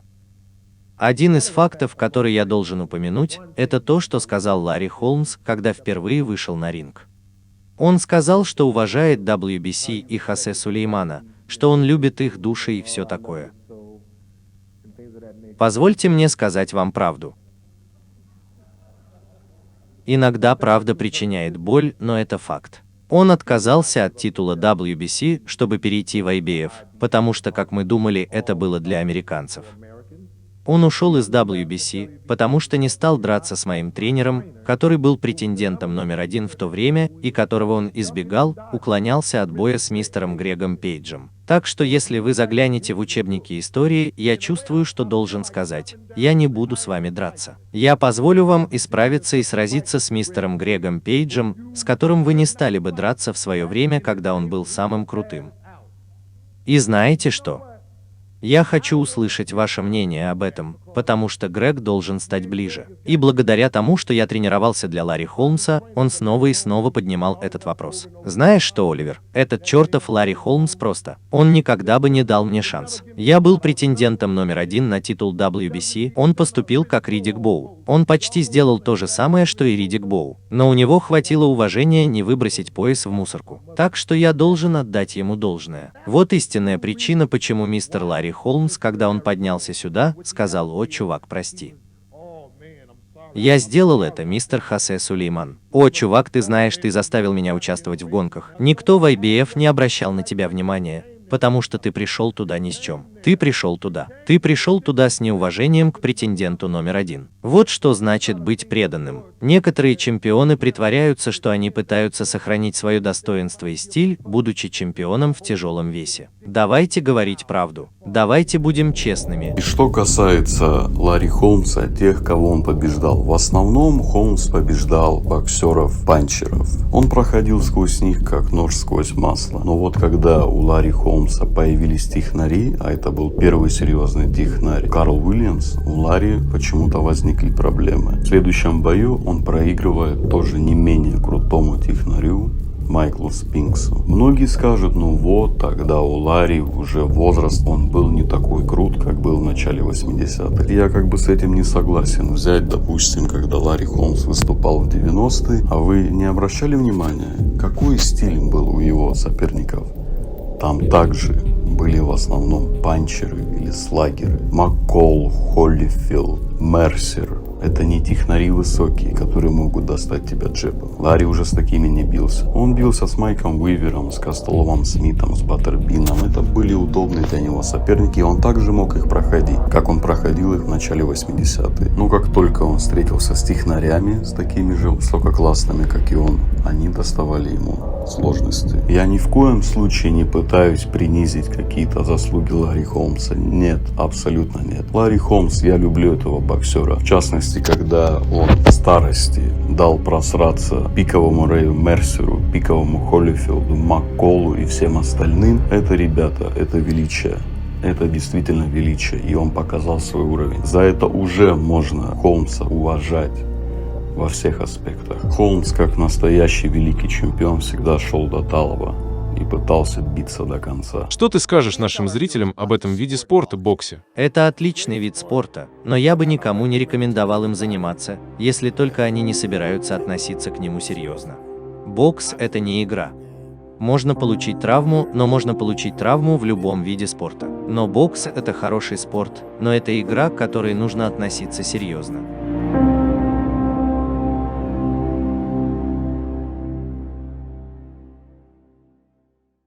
Я хотел научиться. Я хотел научиться драться. Я хотел научиться бить джебом. И знаете, я говорю этим ребятам здесь, отрабатывайте свой джеб. Это то, что нужно боксу. Мы видели это в субботу в Лас-Вегасе. Дмитрий Бивел очень эффективно использовал свой джеб. Да, он крупнее Канело. Не знаю, смотрел ли он бой, но он эффективно использовал свой джеб, а Канело так и не смог ничего сделать. Поэтому используй этот удар. Не выходи на ринг, чтобы сразу нокаутировать соперника. Это придет само собой. У тебя, наверное, один из лучших джебов в истории бокса.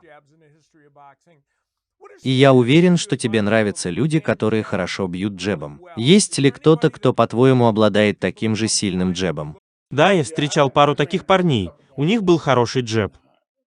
Понимаешь, нужно использовать джеб, чтобы вывести их из равновесия. Я всегда говорю, что нужно сначала их напоить, а потом уже бить. Понимаешь?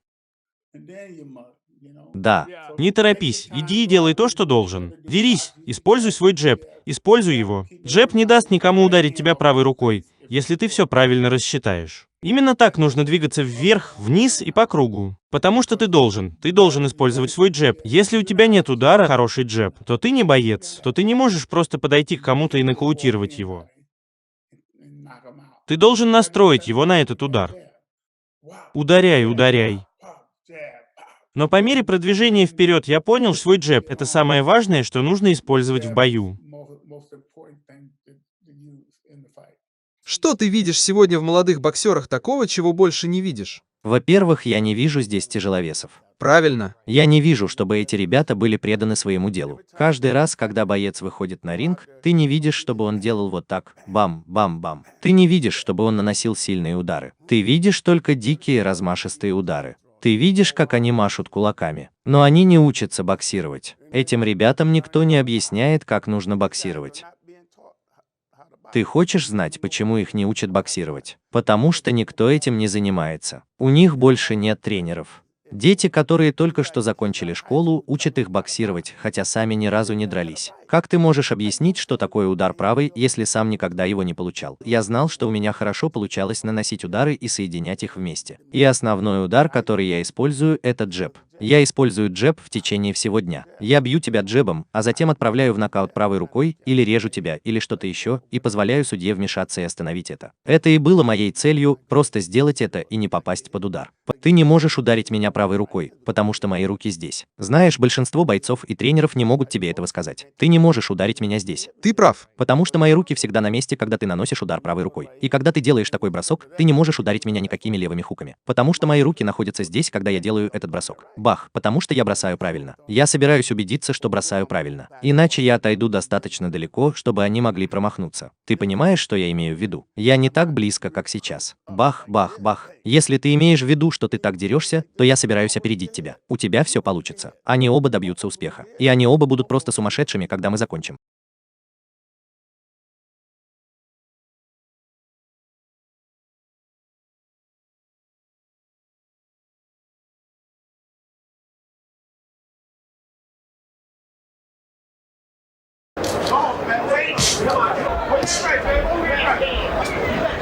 Because if one doesn't land, the other will. Jabs, kitty pat.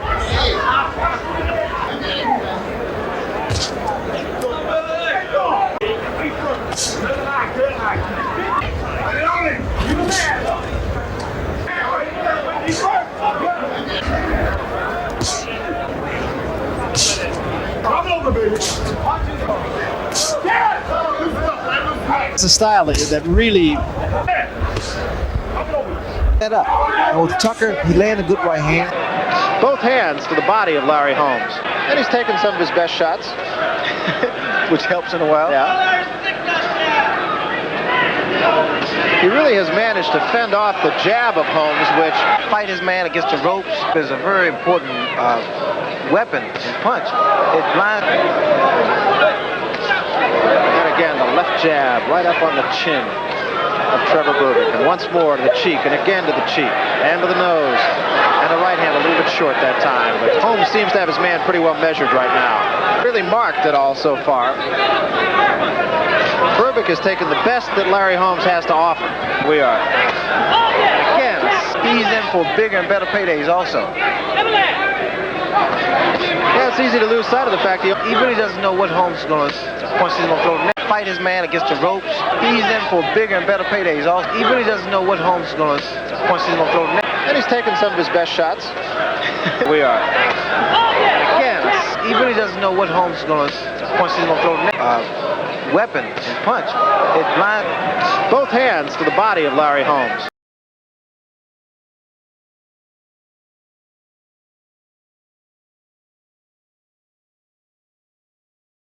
Я был с Риддиком, когда он был любителем, и нам было очень весело, но он никогда не проявлял стремления стать чемпионом. Лу привел его. Тайрил Биггс каждый день избивал его до полусмерти, потому что он просто делал то, что ему говорили.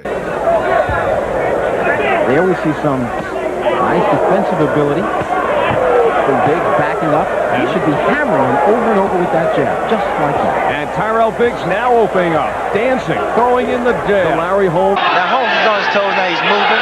This throws the guy's rhythm off, gets him off balance, and a lot of times guys, Holmes is able to score a great deal. With a jab, a little of dancing in Muhammad Ali.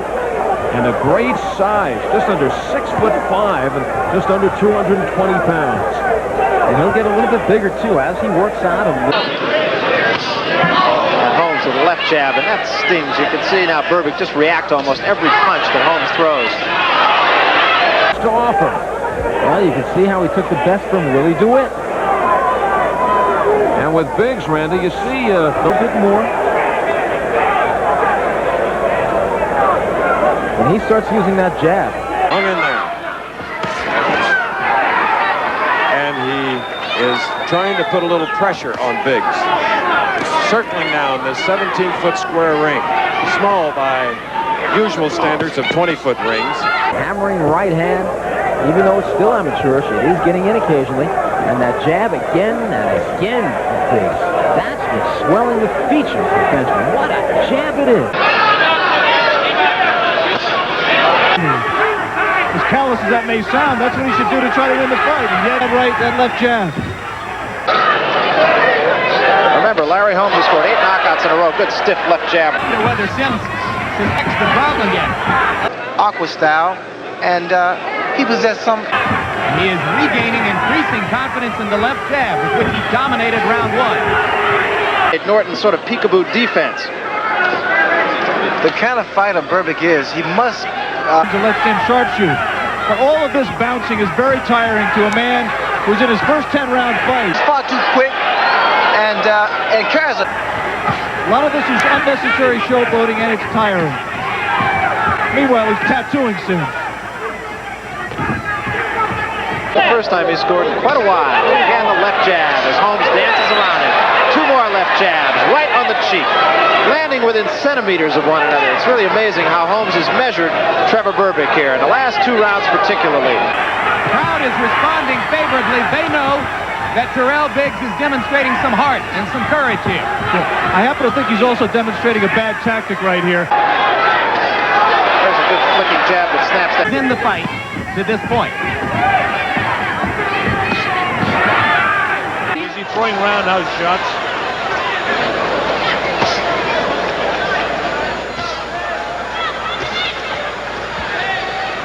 Let's see what Biggs can do with this guy now.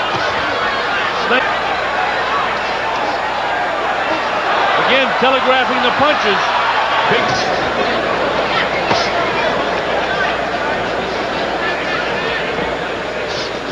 Significant so far here in the first round. Both of them wailing away, and both of them picking off most of the punches.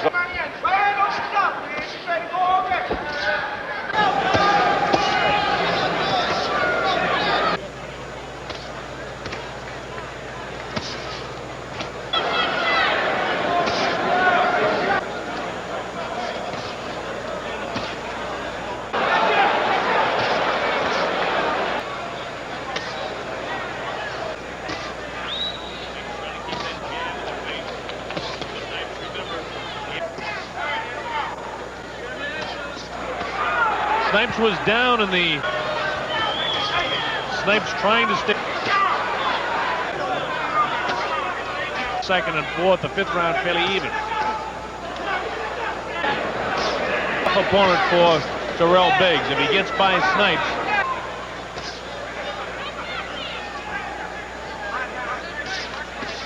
This is just round 3.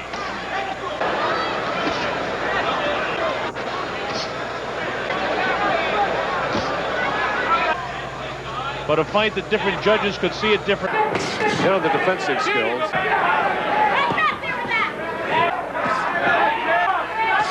And 4. Bicycling it a little bit more than he did earlier. Told him to keep coming. Well, he's been backing off and a counter-puncher, but Biggs wants to stay on top and smother. I said earlier, he has been stopped. And I'm sure he wanted to get to Biggs in the first 2 of which partially got through on Biggs's midsection. Now, look at those jabs by Biggs. That left side. Round 3. Close that glove, Tillis has to like the fact that the fight is on Biggs is only going 6 in his young professional career. Hurt enough or groggy enough, trying to get to the body with that long bounce. He has fought Mike. Look at that forward pursuit been training in Houston. Apparently very hard. 2. Tillis meantime has been working hard. And he's catching those. And that's going to favor Buster. There, that. You made mention that Biggs fought one extra brings you our head. 10-rounded Terrell base. First for being a strong puncher in his corner, trying to control that swelling. Eddie Futch told Riddick in his corner he uses it, and when you're in with a man who Harris in Atlantic City, and it got Tyrell out of his game in this fight. Dan, but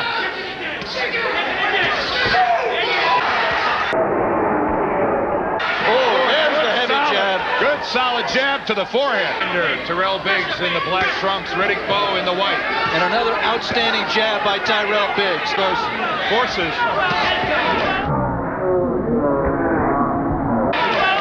Chopped him short. Right dead in his tracks. See some blood coming from the nose. Misses. Even though Terrell has bled from the nose on at least 5 of his fights. contest, and that is not to his advantage. For the distance, Phil Newman, at times in his career, Big has had a very sharp jab. You see how effectively there he's used. Big should be just shooting the jab like he did. Whole family watching this fight. His Big's in the black. Good stiff jabs by Terrell, but he's bailing out with him. He's throwing him going backwards. And they don't appear to have much of an effect either. Tillis dangerously against the ropes and gets tagged for the combination. Tillis in trouble. Biggs trying to earn it. That'll be next after this fight. We're going to stay here. Hits him on top of the head, wings to the body, and Anthony goes down in the corner. As he went hard to the body right there, and that really was the clincher. From then on, it was just a matter of... I've seen him in the past in fights. Now Biggs comes back with a shot of his own. Oh, a right hand catches Snipes, and down he goes. A look of disgust on the face of Ronaldo Snipes. He's really annoyed. Counts up to weight. The right hand caught him. Wow, bam, and there it is. He's in the process of throwing his own right hand, but he dropped. Be sure you know where your guy is. See it? He drops the left, and it's just a short, crisp right hand. Just again, he drops the left shoulder as he starts to throw his own right, and he walks right into a right hand. He definitely slowed him down, and now Bay is about to go. And Biggs goes in for the kill, and Bay is down. Again, the bow jab. Ooh, good 1-2. Probably the best 1-2 by Terrell. Again, Biggs going to the body, and Bowes is taking it. And he didn't a little cautious. There, a good right hand.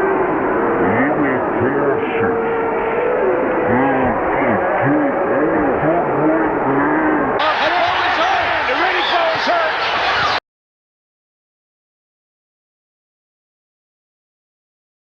Pinklin Thomas probably is the best fighter in the world. If you notice, there's a certain similarity in styles of Thomas and Ken Norton. Keep that left hand down. We've got Georgie working with Pinkman. It's amazing that he's not using it by Acosta.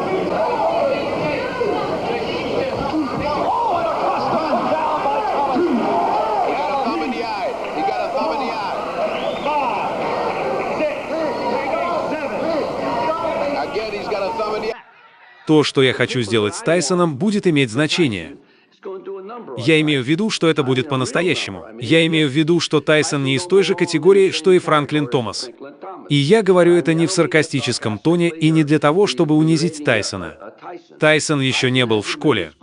Теперь у Томаса есть все качества, чтобы победить Тайсона. У него лучший джеб, который я видел. Это сокрушительный джеб. Он проходит прямо сквозь него. Он лучший из всех. Он слишком молод, чтобы понять. Я думаю, что забыл больше, чем он, вероятно, знает или когда-нибудь узнает. Так что ему еще нужно ходить в школу. Он никогда не сталкивался с таким противником, как я. Он никогда не сталкивался с таким бойцом, как я. Он никогда не сталкивался с настоящим чемпионом. А я чемпион. A big first round, Pinklin might come out. He is ranked as a cruiserweight, not ranked as a heavyweight. I think Ratliff's in real trouble here. He's fighting a little more cautiously. There's the left in on Ratliff. Jab of Mike Weaver. Have to go some to be more up-tempo than at first. The reason Mike than his right hand. Trying to come back. Let's see if Thomas doesn't go after him. He's got a great jab. That jab of Mike Weaver's already busting the mouth of...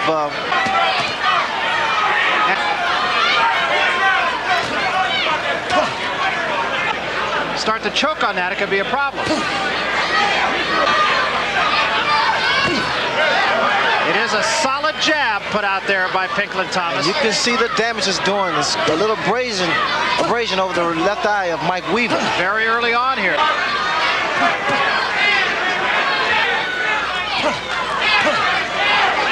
Down by his thigh. Reminds you of Thomas Hearns.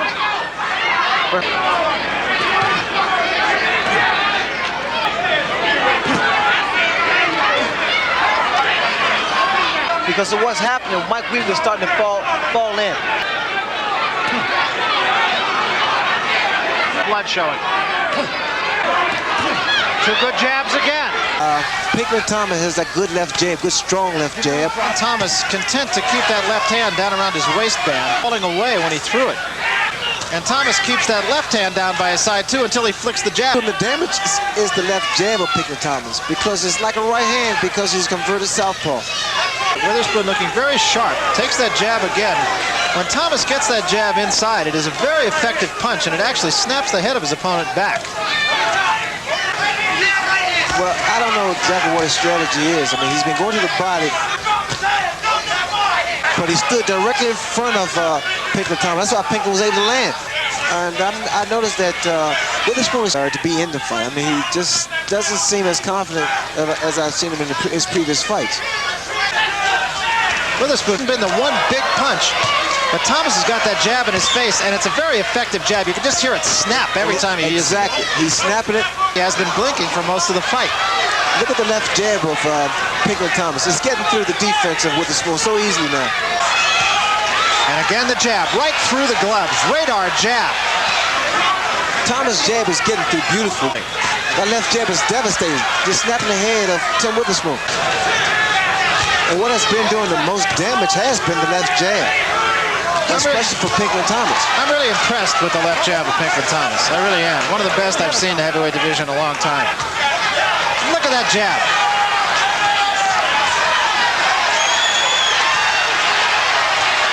That jab is beautiful. I'll tell you, he makes... And now the jab of Witherspoon is not blinking as much, so it appears that all those punches. And there's no worse injury, I would think, for any athlete, let alone of us. And there's that jab again. Mike Weaver. Well, I tell you, those are some tough jabs that Thomas is throwing on Berger. That jab. Pinklin Thomas jab just stops you in your tracks. There's so much power behind this jab. And the jab continues to pepper the eye. A little arm weary here, just pretty much sticking that jab out. Knows now that it is as painless as it has been during training, presumably. Left jab by Thomas scoring. Final seconds of the top 10 in the heavyweight division. And indeed, #1 in the world. Well,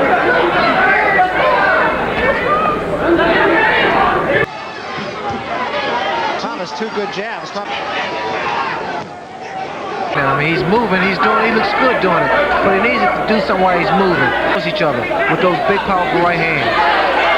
Doesn't matter who punch land first. Thomas is fighting with complete confidence now, Tim. Very, very relaxed. It has been turned by Thomas in the 9th round, and he just... Thomas has done the stalking in this round one. Thomas got fatigued. Good, strong left jab. Whether it be Greer's tactics or Thomas's reluctance, the fight is a lot closer and a lot setting up with the left jab. He has one of the best left jabs in the heavyweight division. You've seen the punch maybe 7 times in... Matter of fact, Tillis is all by Thomas. They trade jabs.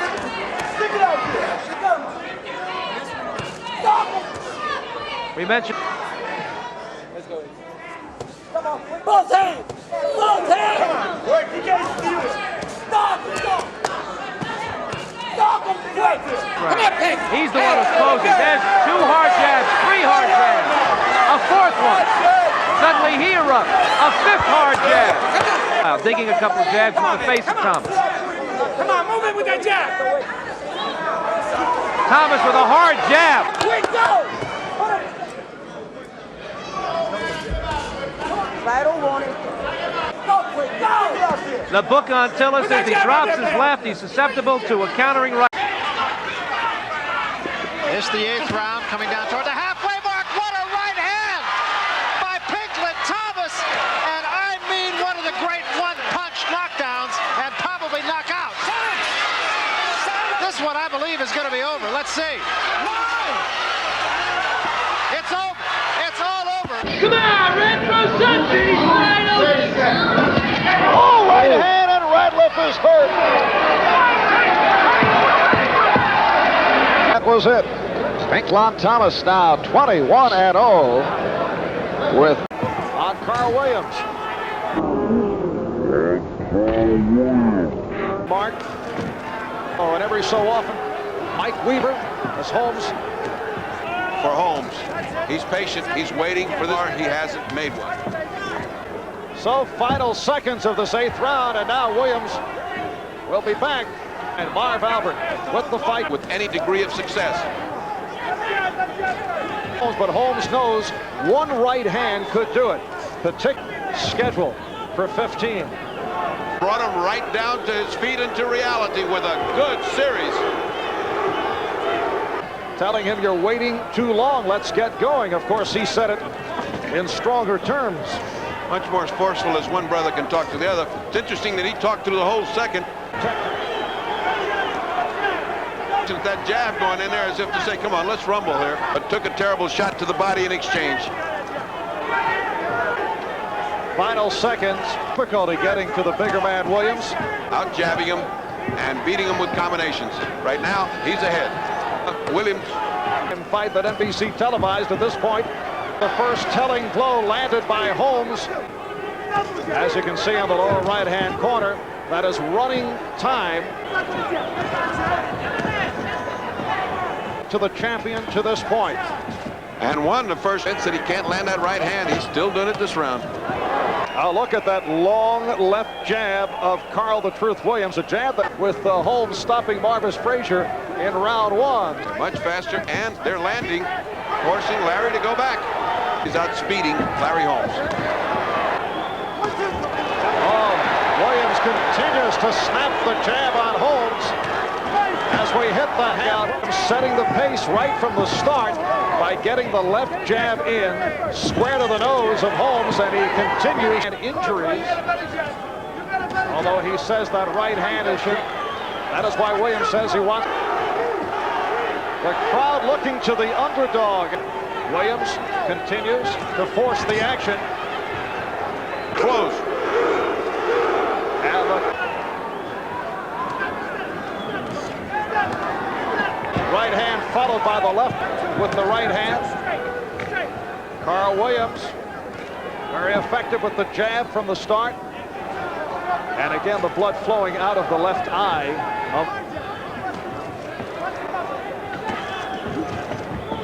Edward for 15.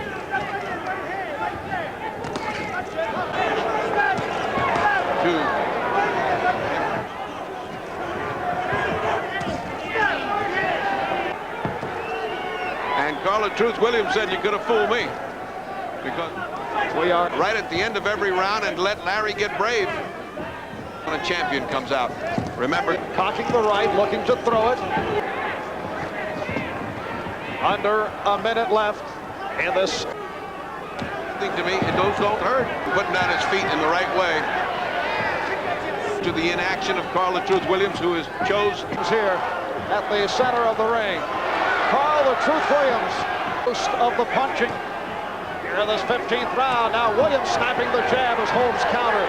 Round 14. Larry Holmes against Carl Williams, who is coming out strong and connecting with the jab. The puffed up face of Holmes.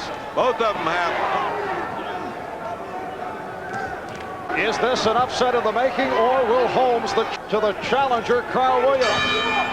Will be back. As he's going down with a spoon, teed on the end of the 7th round and taking that right by Tillis.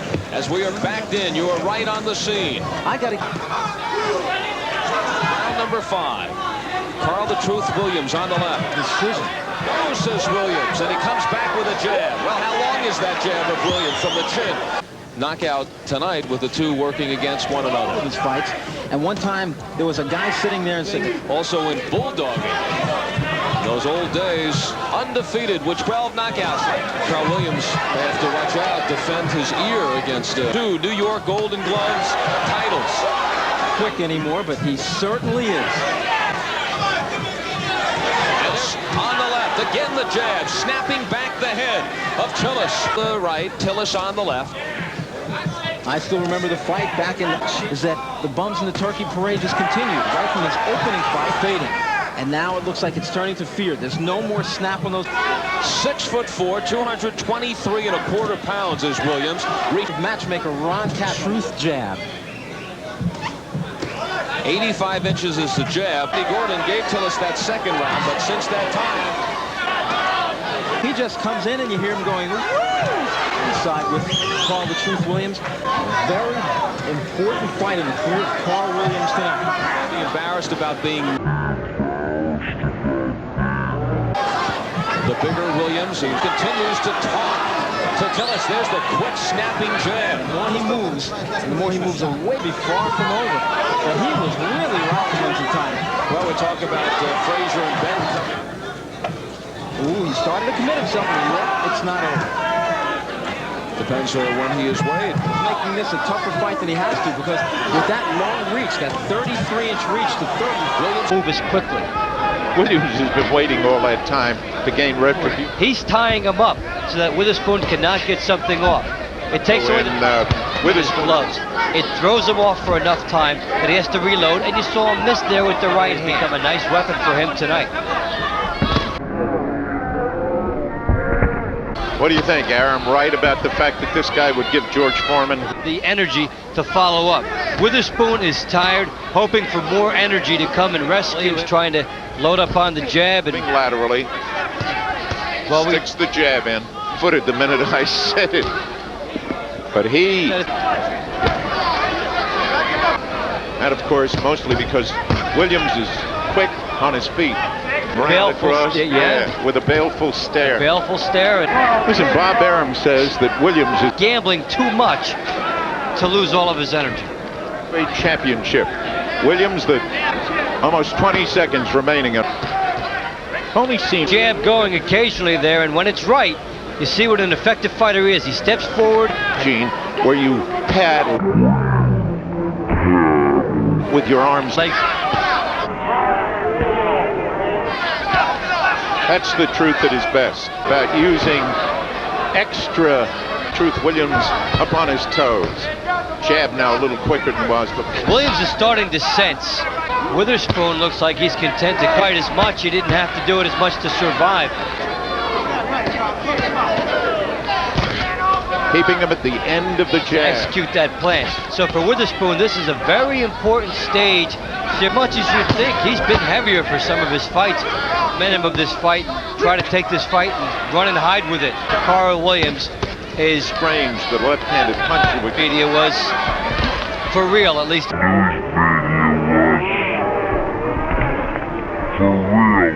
After the last 2 rounds, this has been a seemingly endless journey for Witherspoon.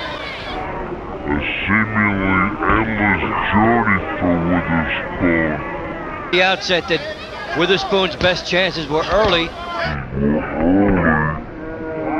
Williams was probably would be late.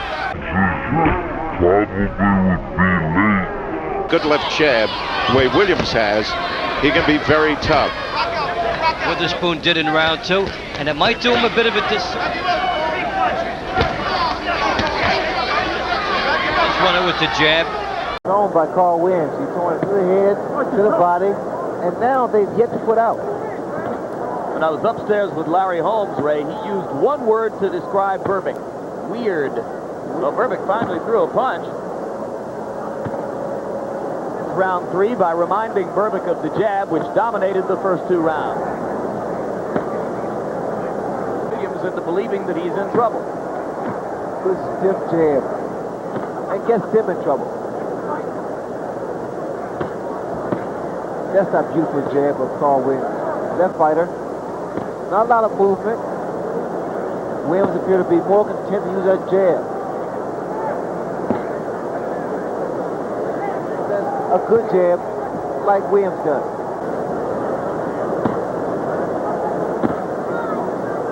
The thumbs are touched. Berbick has gone back to the inactive posture that he adopted in round 1. And Williams responds by continuing to step up with the left jab. Berbick, a considerably more energetic fighter in round 2 than in the first stance. He's throwing it to the head, to the body, keep him off balance. That's all he has to do.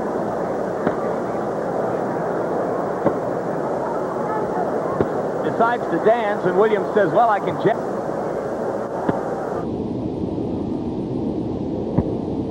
Good left hand by Berbick coming out of that action. Could it be that Trevor Berbick... Hold your scorecard.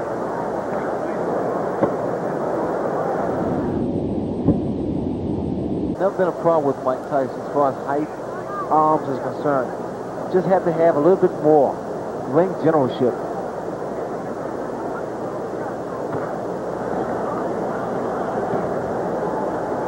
Williams fought his best fight when he fought the former heavyweight champion Larry Holmes.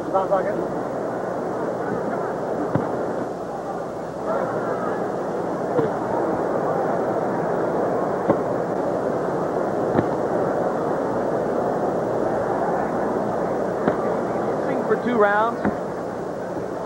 That little breather. Carl Williams now with some salve at the corner of his right eye. There comes the jab again. But on Williams now to try to forget about his eye. This has been an awful fight for Trevor Berbick. He has not been effective at all. By the left jab of Williams, because standing straight up.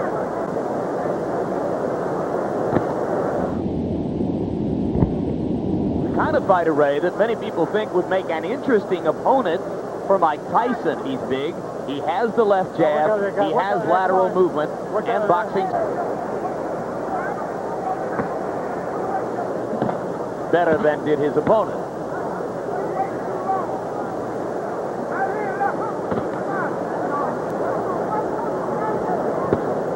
Speed that he possesses. Been a bit of a flat round for Ferguson. Ferguson in the dark. Williams, who grew up in the New York City area, looking to bother Holmes, continues to indicate that left in the fight. He must think he's got this fight and pound the body. At the center of the ring, Carl, the time champion Larry Holmes. Well, he better take this round. Difficulty getting to the bigger man, Williams. Pawing away. That's why he didn't want to fight a big man. He's doing a modified Ali. He's frustrating Holmes. Still 20 seconds to go.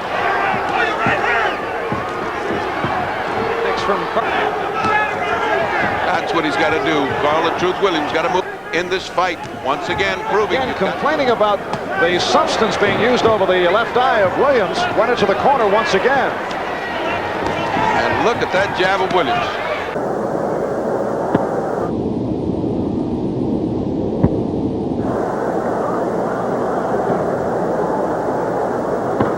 For Carl Williams, Trevor Berbick in the last 3 rounds.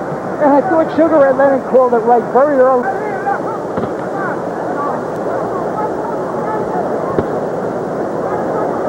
Berbick, a considerably more energetic Berbick. Could it be that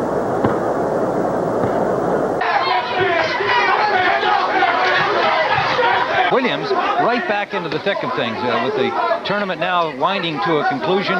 Mike Tyson with a couple of more fights already booked in defense of his title, and then of course the Michael Spinks sets up a lot of things. Good concentration from Carl Williams in this first round. It's ahead for now. And you know, Tim, these are 2 well-conditioned heavyweights, 2 winning fighters. These are the kind of guys that you... In white, out of action since February of 1986 when he was... You know, Tim, he's been out of action a long time. He's still standing straight up. You can't miss him. I don't think he's really got himself back together yet. Round I thought was even. Second round was strictly Witherspoon, and Williams again trying to establish that left jab. A lot of lateral movement. Williams is fighting with his guts here, knowing he's got to establish his head. Before. Nice hook there by Williams, too.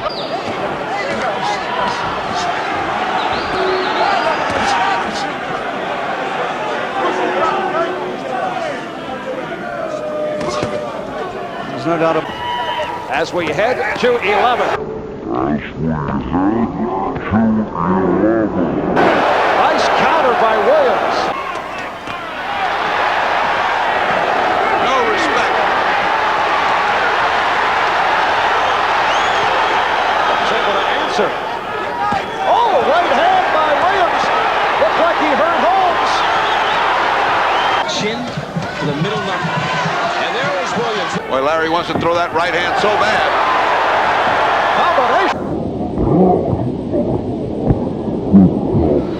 Witherspoon is hunting for a body shot here. A lot of lateral movement. Because he did train very hard. Good combination by Williams. Trim and punching with confidence, but there's a good segment there by Williams. Williams is a bright object. He can see clearly and he can read clearly. Remember, Witherspoon is the guy that took a shellacking from Frank Bruno for a long time and then knocked him out. Another one by Williams. He's got Witherspoon red on the way.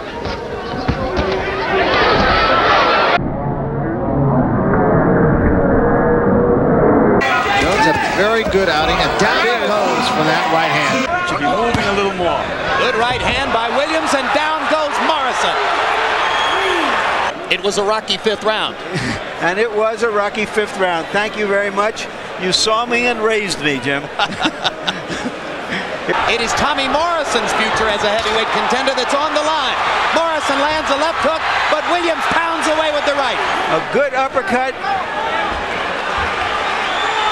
To his credit, Morrison was able to stay through a half a round without getting knocked down again.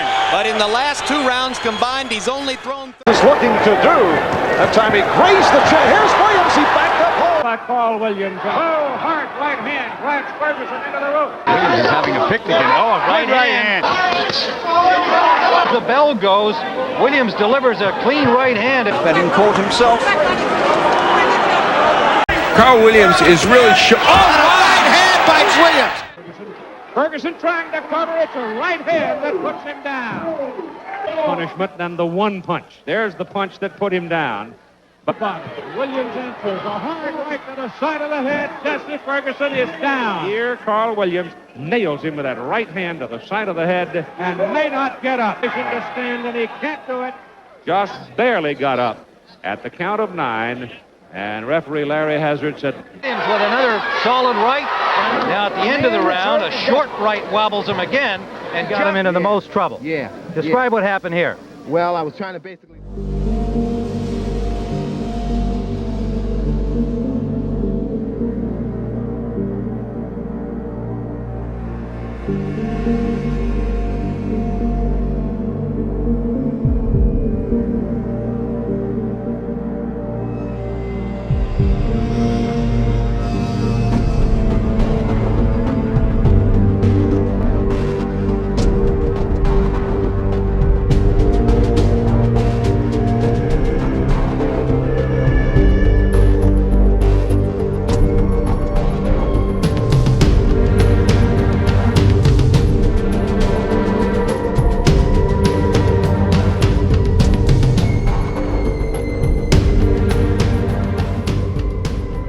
Что ты вынес из этого боя, готовясь к поединку за титул чемпиона в тяжелом весе? Ну, если честно, то я испугался такого парня, как Тони Тапс. Пьер не мог меня ничему научить. Но мне нужны были раунды, и я их получил. И вы, ребята, знаете, что я большой поклонник Риддика Боу. Риддик Боу, знаете ли, играет важную роль в истории этого канала. Мой любимый тяжеловес всех времен — Риддик Боу. Я не делал из этого секрета. Но один бой, о котором я всегда слышал, но никогда не видел, был его бой в начале карьеры, в апреле 91-го. В апреле 91-го он дрался с Тони Тапсом. Знаешь, Тони Тапс был одним из тех, кто, когда был в хорошей форме, мог по-настоящему драться. Он был действительно хорошим боксером. Тони Тапс. В нем была какая-то непринужденность, как будто он был слишком расслаблен, как будто он был слишком крут для школы. Тони Тапс, когда он был в форме, мог надрать задницу любому. За ним было интересно наблюдать. Но я все равно посмотрел его бой с Риддиком Боу, потому что много о нем слышал. Но этот бой с Тони Тапсом был немного другим, потому что у него был соперник, который был элитным боксером, когда был в форме, элитным техничным боксером. Парнем, которого трудно ударить, трудно предугадать, который может ударить тебя под разными углами, может заставить тебя драться в своем темпе. И если у вас нет навыков, чтобы противостоять его ритму, потому что Тони Тапс — это воплощение ритмичного бойца. Он один из самых ритмичных бойцов на свете. Это значит, что некоторые боксеры любят ритм. Ритм — это главное в боксе, но для некоторых боксеров ритм значит больше, чем для других. Например, парни, которые полагаются на свои боксерские навыки, но не обладают большой силой, они более ритмичны, чем те, у кого есть сила. Тони Тапс в этом бою был на высоте. Я смотрел этот бой и, к своему удивлению, подумал, что Риддику Боу не повезло, и он проиграл вчистую. Я думал, что Тони Тапс устроил боксерскую тренировку для Ридику Боу, как будто они провели 10 раундов. И я думаю, что это во многом связано с тем, что Тони Тапс был очень расслаблен в первом раунде. Тони Тапс хорошо нейтрализовал удары Боу. Он хорошо нейтрализовал удары Боу. Еще одна хорошая черта Тони Тапса – он очень хорошо двигается. Некоторым боксерам удобнее двигаться в одну сторону, чем в другую. Но Тони Тапс очень подвижный боец. У него хороший джеб, он хорошо уходит в защиту, но он может двигаться и вправо, и влево. Он одинаково хорошо двигается и вправо, и влево. Поэтому противнику очень сложно его обойти, потому что если парень может двигаться влево и вправо, и при этом остается таким же быстрым и ловким, то его трудно подловить и обойти. В этом бою вы видели, как Рик Болт часто наносил удары джебом. Но Тони Тапс был очень подвижным. Он уходил от ударов, парировал, уклонялся, нырял, делал все, что нужно. Мне очень жаль Тони Тапса. Ридик Булл не победил Тони Тапса. Он один из самых умелых парней в дивизионе в том, что касается его чисто боксерских навыков, но ему не хватает дисциплины. Но это было одно из его лучших выступлений. Это один из его лучших моментов Тони Тапс. Тони Тапс, на мой взгляд, несправедливо проиграл этот бой. Я думал, что решение должен был принять Тони Тапс. Я имею в виду, что на это действительно было интересно смотреть. Так оно и было на самом деле. Так оно и было на самом деле. Ридику Боу не хотелось бы, чтобы Тони Тапс снова с ним дрался. Он сказал, что они могли бы сделать это позже, но это было именно так.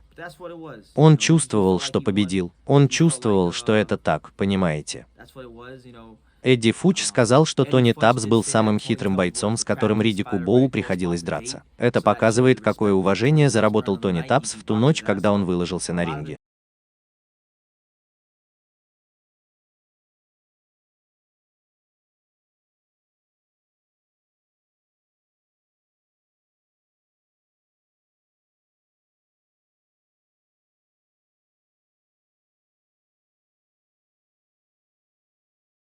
And lows until another single punch comes through.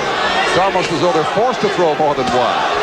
There's a jab, and nothing more from Tubbs as he backs around the ring now. Been trying to get both guys to go, you know what I mean? And finally, Tubbs' corner made him get a little bit out of Tubbs. As well, it's all relevant. I tell you, only got about 5 minutes, 3 and 4. He's not doing enough. Who wants to take it? At this point, this is amateur boxing. You get a lot of points. I always tell my guys, you only got to let it all hang out this round. This round might be the round. You never know. You don't know how. Left jabs now. No question, Tubbs has scored more effectively in this round, but he is, except for one occasion, not really. Both corners are counting in the 13th round.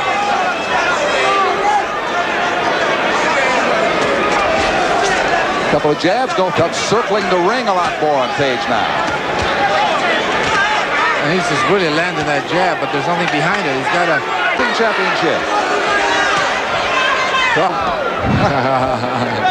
You're going to pronounce all those, you've done something right. Like that.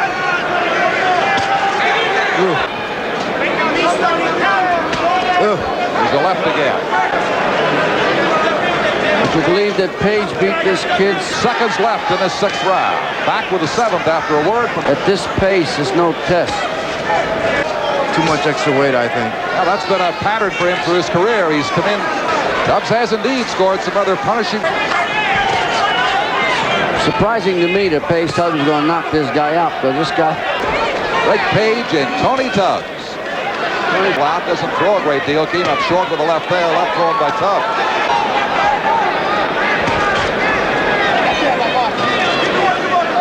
Boxing, where Sugar Ray Leonard came the closest. Do a great deal of damage to the midsection if it's up to punching range. Tubbs landed a left and ducked away effectively. Each time he steps into the ring. But what I see here, the first round, that's the way you fight Mike Tyson. Tubbs is pretty much trying to get range, because you have to give him angles, jab. You see the jab, how effective it is. Spoken earlier about it. And Tony Tubbs. Let's go! Come on! Jab! Come on!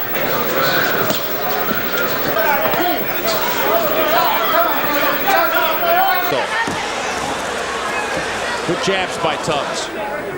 Yeah, pointed Jose rebalanced it, but In Nevada, so much.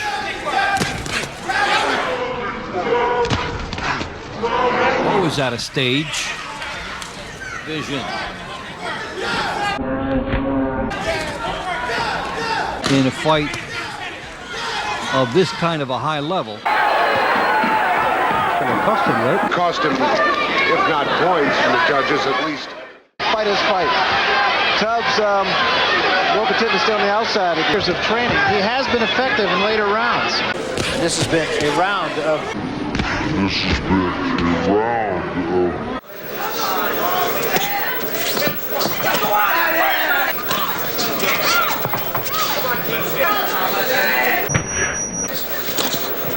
30 seconds to go. And he can make a good fighter look bad.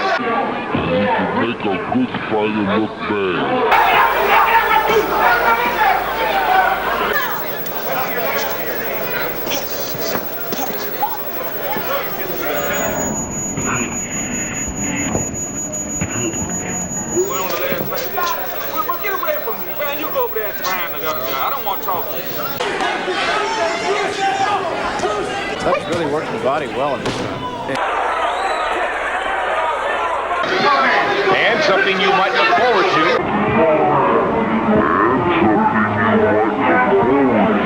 Now at age 35, his last bout in August. 35, his last bout in August. He was stopped. James Buster Douglas to his win. James Buster Douglas to his win. They'll be able to mega millions if they do get the opportunity. If you're looking to repeat that form. Tony Tubbs would definitely have to jab and move.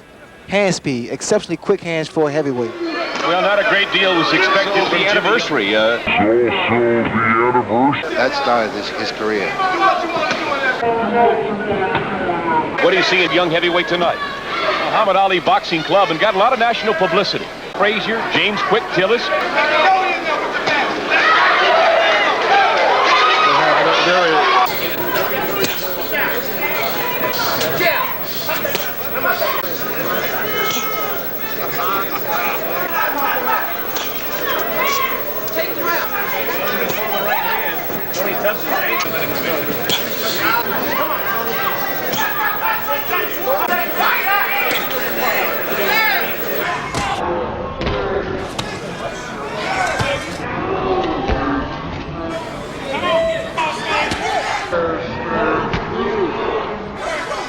His only losses have been. But it's Bo.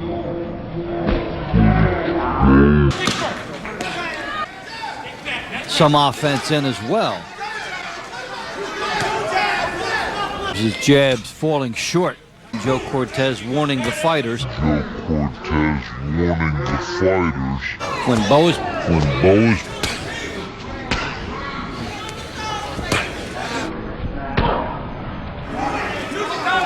Tubbs had the fact that he is in Yeah, this is as fast as I've seen him.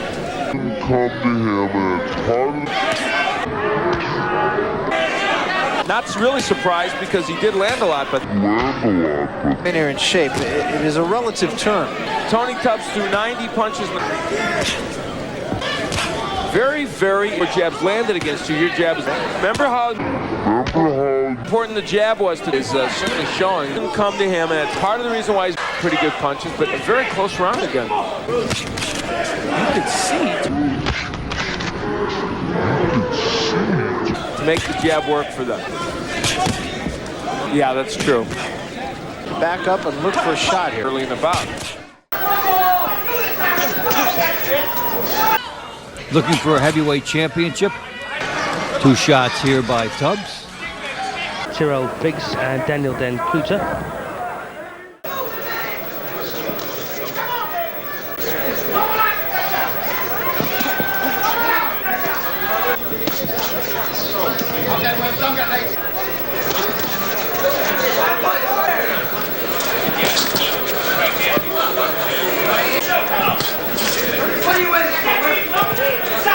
Tubbs in particular have their mouths open now. That right hand cock ready to go. They try to dictate the pace, which is a smart thing for him to do right now, because this thing's starting to slip away a little bit. Exactly.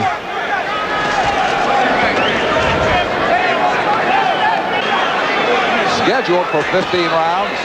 That clown and forget about it. He's a fighter. Yeah, but that's nothing. Well, he sees Ali in the first row. Tony Tubbs shouldn't clown either. I mean, you know, this is this for the title, for God's sake. Now they begin to open things up in the final 25 seconds of round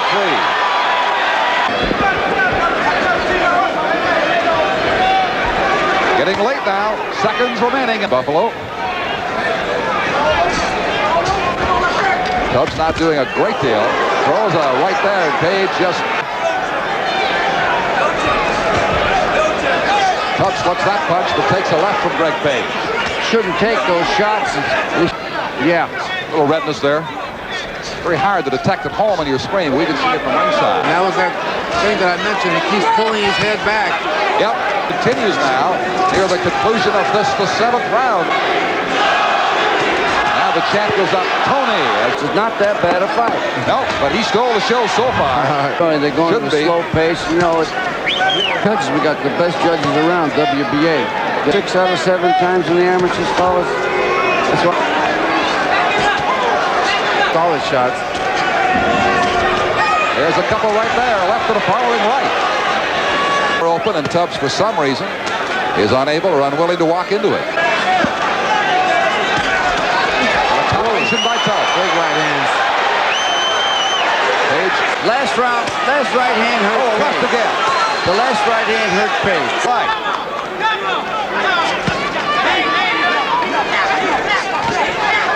Tubbs. I mean, something you're going to have to live with. I know the Tubbs has not gone past. Oh, took a left there. Past 10 rounds. He would spar. Good combination.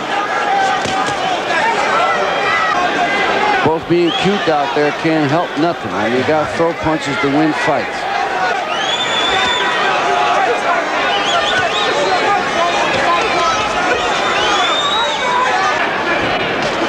So we get down to the final seconds of round number 1. We're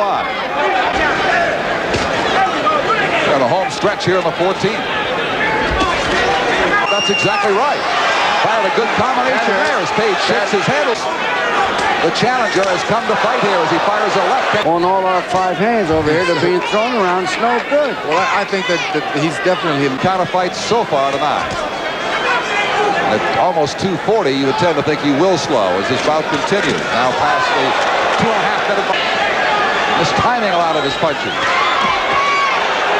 They really are. They're the right eye also. You're right. Jimmy Holmes done a great job with Tubbs. He's a completely different fighter. Left to the right by Tony Tubbs. Page missing with first the jab, then the following right hand. His attacks. There you see the time remaining as he fights reigning WBA heavyweight champion. Other left hand set out by Tubbs as he wades in with a strong left of the body, trying to slow his man down all the more. Snapping left hand thrown, but nothing to follow it by Tubbs. Because he must do that to win this title. He's not. Looping left, misses. Second one, 3 rounds remaining for a couple of very tired-looking heavyweights in the ring. Doesn't seem to be concerned about it. He's continuing. Comes out doing the same thing. The closing seconds of this round, more from Buffalo after a word from your look. Like a guy with an instant camera takes the picture and can't wait to pull it out and look at it. That's true. I mean, Tubbs. Oh, it's another beautiful right hand by Tubbs. Sure was.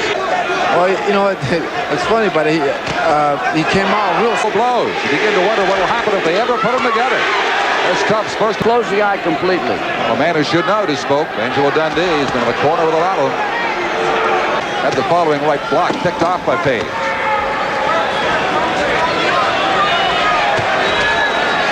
So it looks like we're going to a 15th round. I don't know about fight business so far. Oh, good right thrown by Tony Tubbs. Right. Whoa. Big left by Tubbs. And again, hit. 2 shots to the body. I tell you, it's been a bugaboo. Big right hand right there. It's been a That was a nice right hand to the body by Tubbs. Yes. Seems to be gaining more confidence. Exactly, and it's too bad because they're both good fighters. They don't need that. They should go out there and take care of business.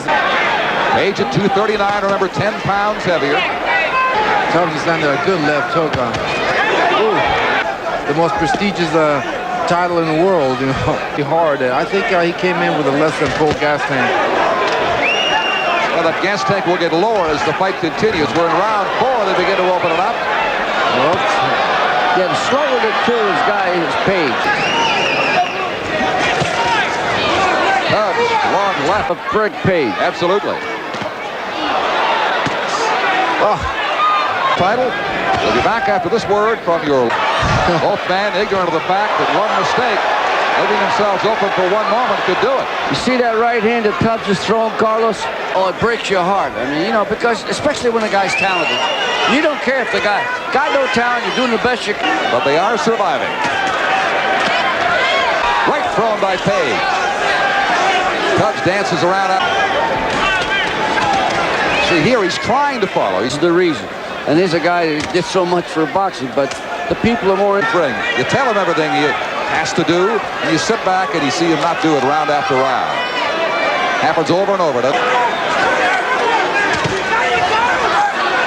If it stays like this, if it is a close decision, you can almost count on the champion keeping his title. Dean, they're heading for the bar here in Buffalo, and it opens up furiously. Both men know this is it. Neither can be confident of victory on points. And Greg Page takes it to Tubbs. Appears here in Buffalo. They'll have the 14th for you after how they totally ignore the opportunity to go in and get it. You're looking at two intricate human beings in there tonight. It's a shame. Well, like I said, it's a hard fight to call, but Body, then head. He tries the left hand exclusively. Tries it again there with the right hand. Then bangs to the body, tries the furious hooks to the head. And has to duck under. As Page fires the chopping left hand. Tubbs responds to the combination, backs him into the rope. A difficult fight to score, I would think, too, of your ringside judge. So the 11th round is almost over. Back with the 12th, the left there after a word from your local station.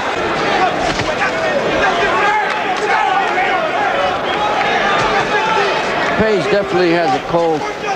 He can't blow. To the 5th, it is scheduled for 15. All Page has to do is follow and walk down in on him, follow behind a couple of jabs, and he can land that big. You know what to do, Sam. Thought of as a competitor. A rather unenviable point that you made earlier, Bert, has... And Tubbs looking to counter, but he missed.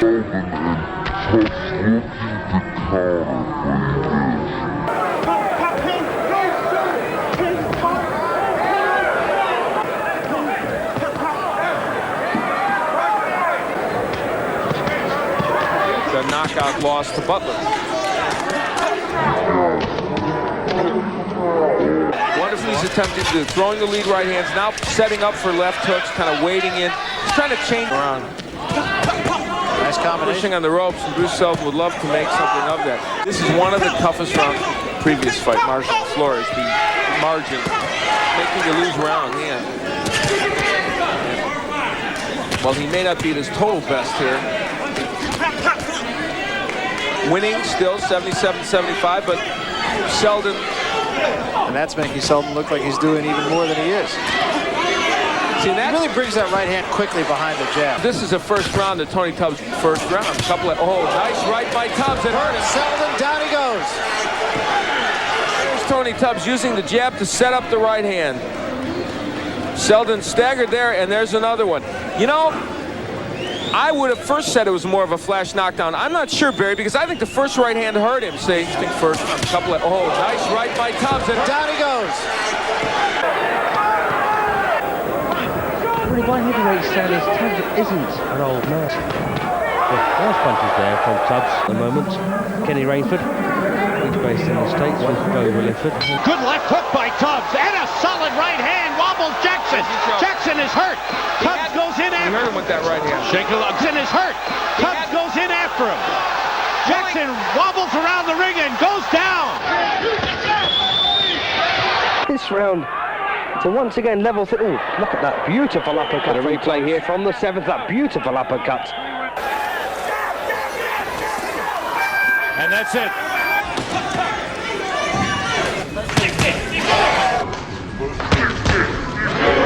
Beautiful shot.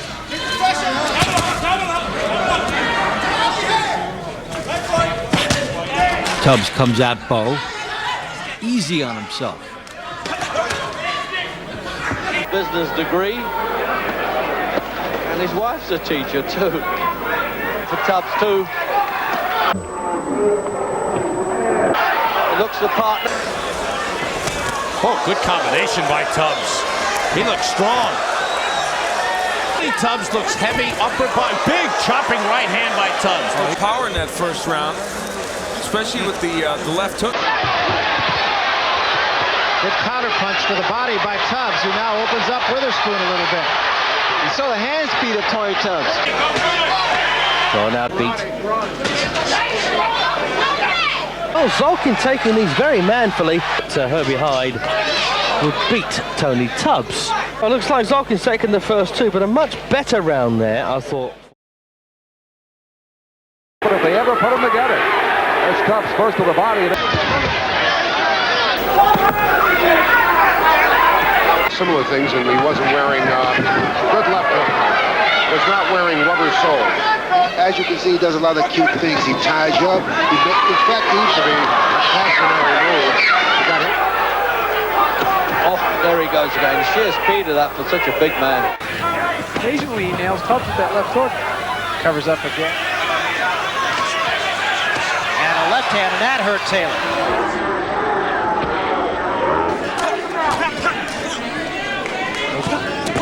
Dumping outboxed Tony Tubbs. Dumping outboxed Tony Tubbs.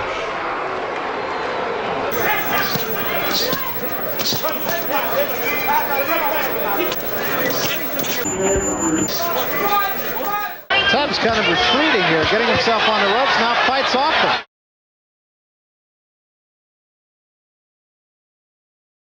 He just walked away from it.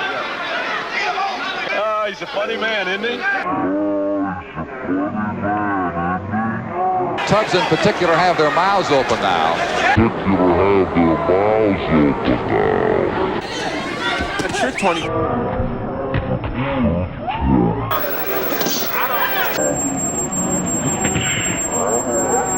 That is special.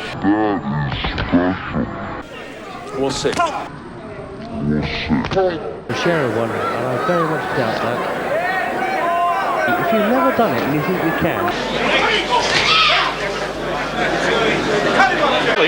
Now he has dropped considerably. Bo blocks most of it.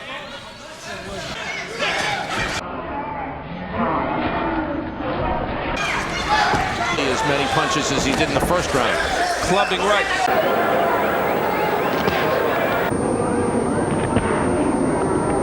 Done in this fight, and now he's not even able to hit Tubbs. Here in his career, commanded a pretty good payday.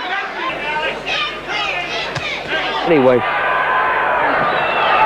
Zolkin was ready for this apparent step up in class, and once again Tubbs nails him with the right. Oh, good right again from Tubbs there. Well, who knows, that might make a difference. I don't think... Oh, again a sneak right. It's just a pointing jab. Although he may... I also think it's high time that... A lot of fighters find it difficult to set Mike Tyson up.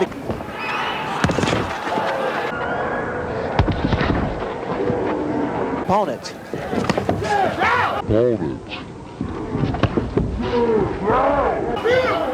Go in round one.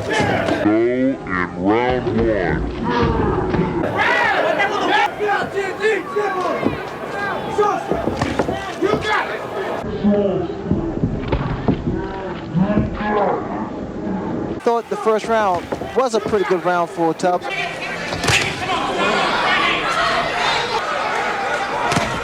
Good hook by Tubbs. Act like you're winning it, Tony, they're saying.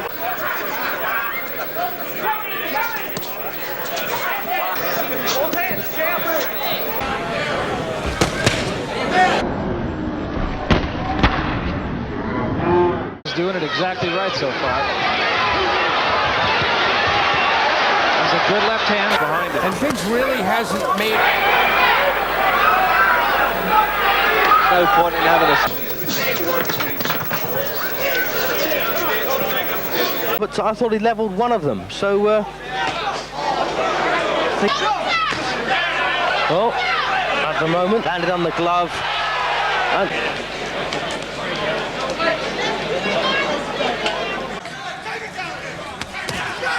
Gets a left hook upstairs. So the Russian southpaw, pale-skinned, red trunks.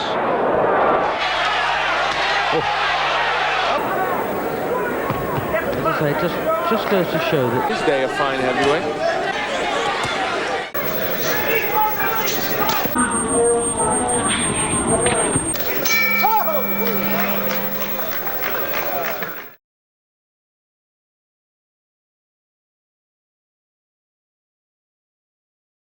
The most prestigious title in the world, you know.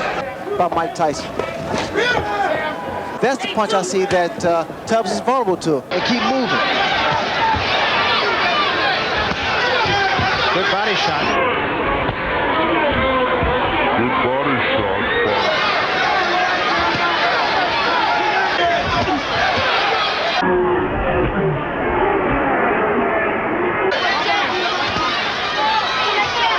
Boy, Witherspoon to punch himself out. So both men scoring heavily here.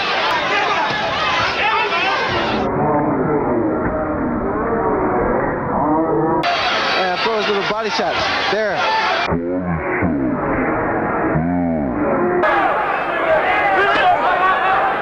how this goes.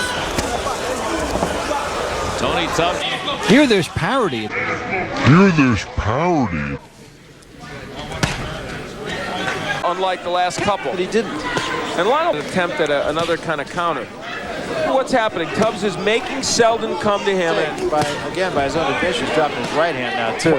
What the problem is for showing Selden a little bit of respect here now. Margin. Tubbs working the body, but they could easily have gone to Bruce Selden. But I just felt Tubbs said he has not landed huge amounts of punches.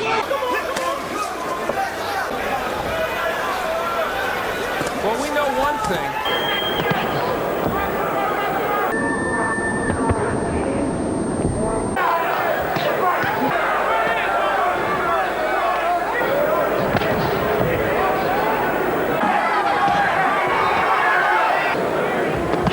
So that's win over Burt Cooper.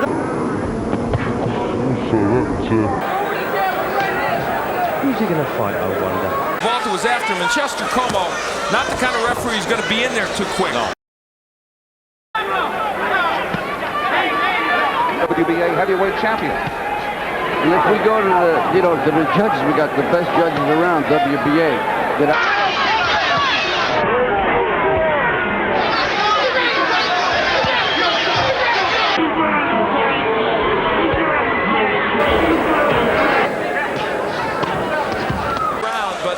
Tony Tubbs didn't lose this fight, and that's what he had to do in the last couple. And when you're the veteran.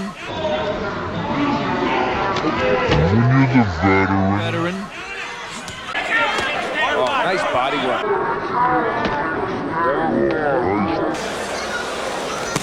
Right to the body by Tony Tubbs. Right to the body by the round. Exactly. Maybe just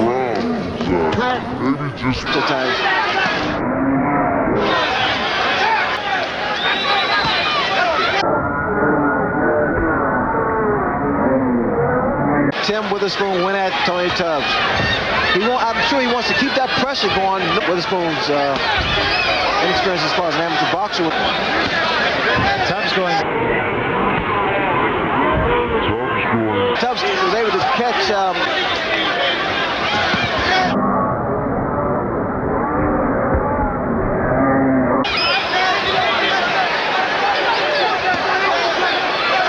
Around that men of that age and stature, it's still.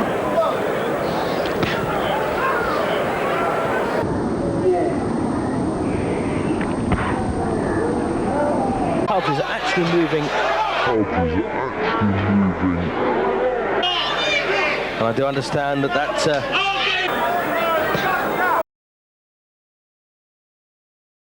and that's a lovely right there from Tony Tubbs.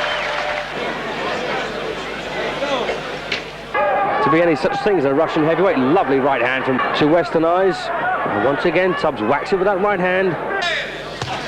Nice right again.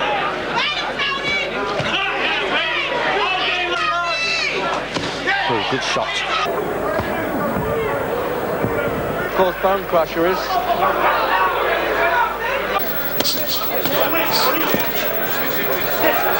Younger fighters, but made himself some money From all angles.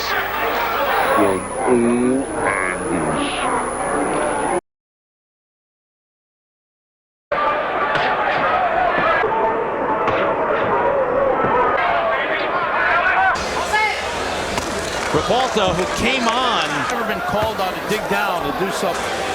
And the People's Choice World Heavyweight Super Fights coming. And again, this thing. But the problem is the Eastern Bloc fighters have really 30 seconds of the 9th. Well, looks like Zolkin.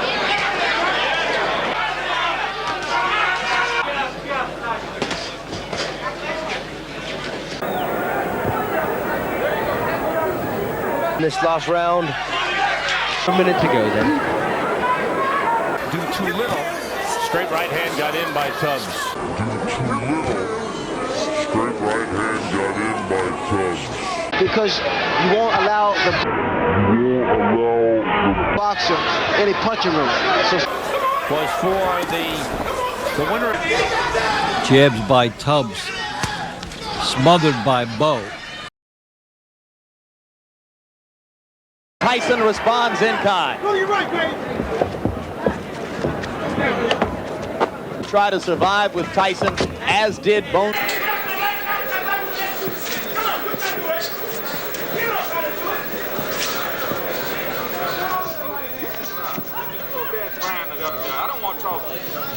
Zolkin rather static, and that of course will be right up.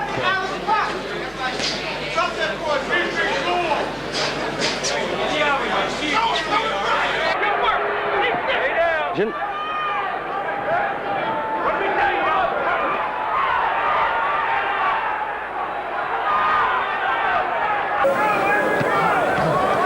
got to be 100 for 90. Like all three judges, 1.5 shoes, but not that.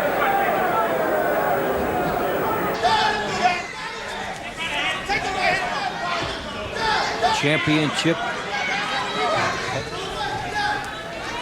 He continually backs up here.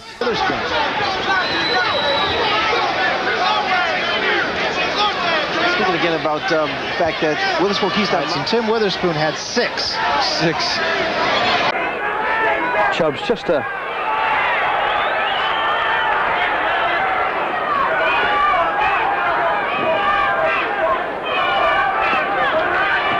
Tony TNT Tubbs exploding bombs onto the chin of counted around by the big lumbering Lionel Butler. Butler only had one. Well, that wasn't a great performance to beat Page, but it was when he gave Riddick Bowe a very tight fight. Well, he's not doing that. Well, who knows? That might make a difference. It's been a good round for Tubbs. Excellent. Tony Tubbs is doing a little bit better. I think he may be. But I don't know. Best. There's no doubting Tony Tubbs' abilities. He's been his own worst enemy.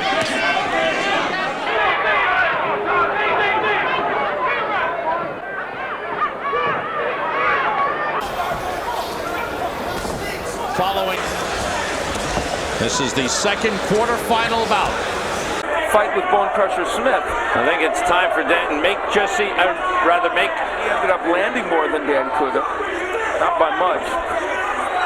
Tony Tubbs and Daniel Dancuda. Certainly whatever it turns out to be the final figure for Dan Dancuda is to get potentially $1 million guaranteed.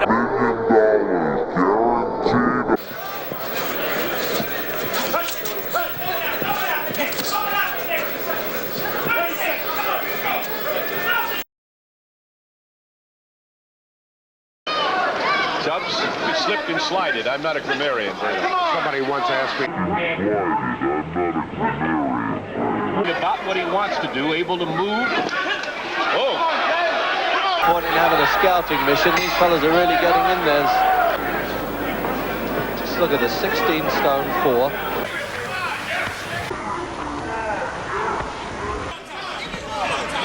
Setting a pretty good tempo with it in this round.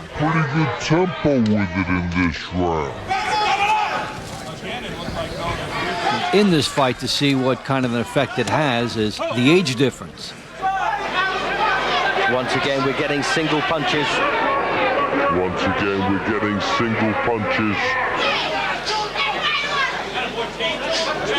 Didn't go out to win it.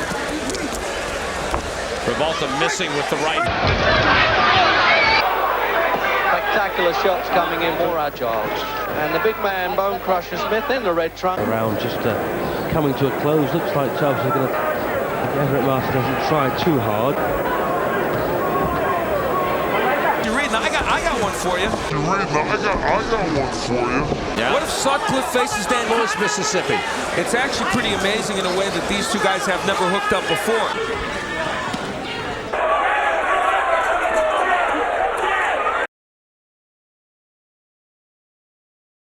John Tate can do similarly by turning around his bad raps. Nothing back, you got to go forth to come back. So I don't know if it slipped and slid or... 12 knockouts. He is not that kind of fighter. He is not a puncher. And it looks like it works for him.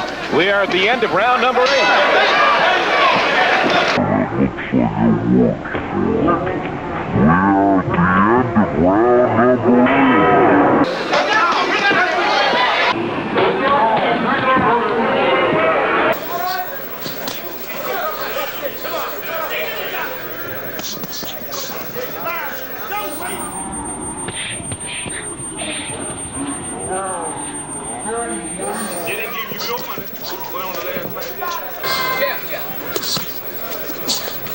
Nice combination by Tubbs. That may have hurt Sullivan. Boy, those were good body shots. And then he will throw another right hand to the body here.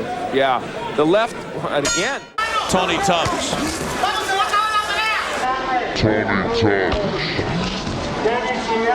Since the genocid's flowing, he gets become more aggressive. Super fights coming to you from Bayside. Coming as an amateur box, Greg Page. He won a World Cup as an amateur. The WBA version beat Greg Page over. Change things up a little bit on Tubbs.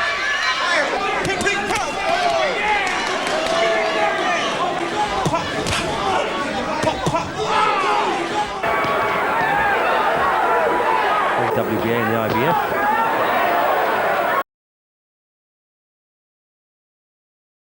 Jab, good.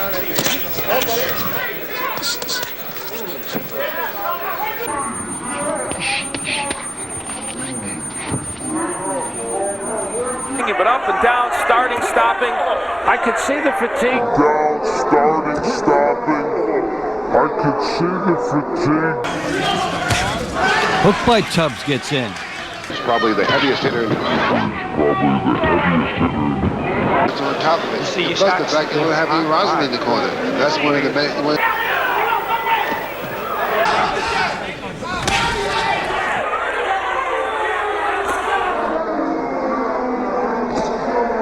Damn. 1 minute to go in round 1. A minute, and round 2 begins. Which will give you a feel of what it looked like to us. In his corner, they told him to drop the right hand. The left hook lands, but he needs to come back with the right hand. Movement, never stationary target, because what happens here when he becomes stationary. Getting these shots in.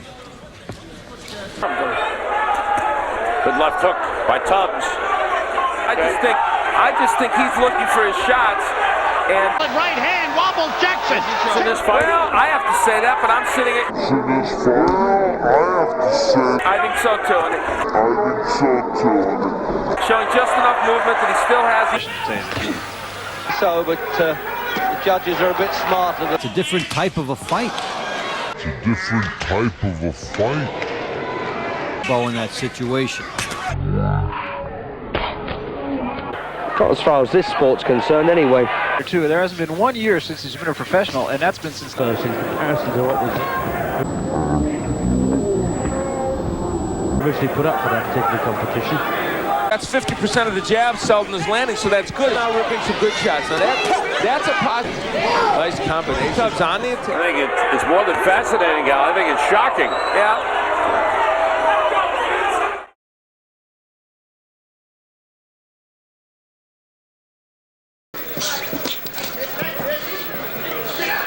Bo has beaten some good guys on his way up the ladder.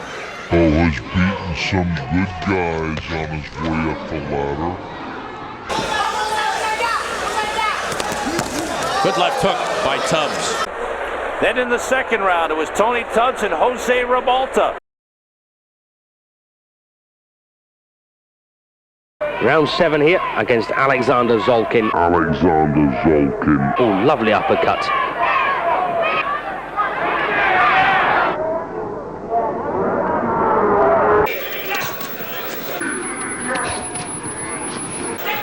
That Bo may have done enough work on the outside now. I'm Dave Bontempo. Glad you're at the end of round 8. At the end of round 8.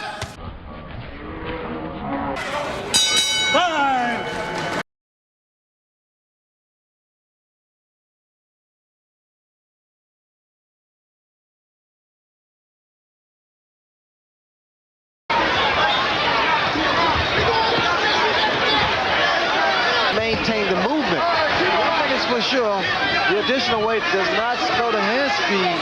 And that's the kind of thing that will alter that score.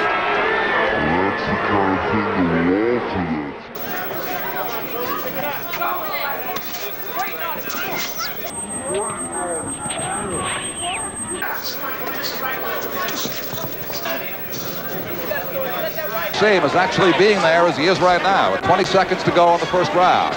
Page and stomped it, like telling him that's where you're going to be next once this fight starts. Buffalo. Greg Page just did a no-no. He blew his nose, and, to try to get himself ready for the eventuality of a 5th round bout. And that's a slip. He won't even take the.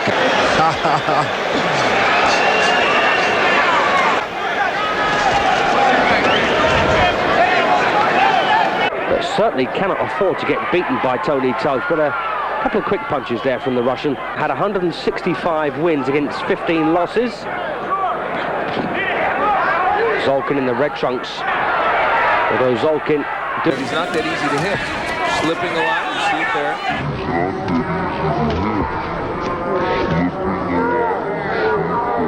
It's too late for a knockout, but the bell would interrupt. He doesn't really look appreciably bigger than he was the last time I saw him at 229. I realize he's 17 pounds bigger, but him on their resume, if you will. But you don't necessarily agree with that. Well, you know, it's a good scalp to have on your belt, but the thing...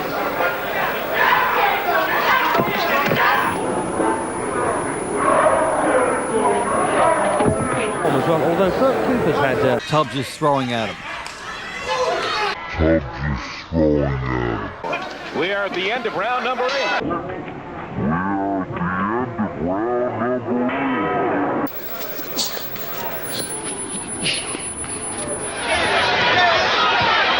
I would bet the go in this one. I think you're right. If I was a betting man. Among the celebrities that often come to boxing matches.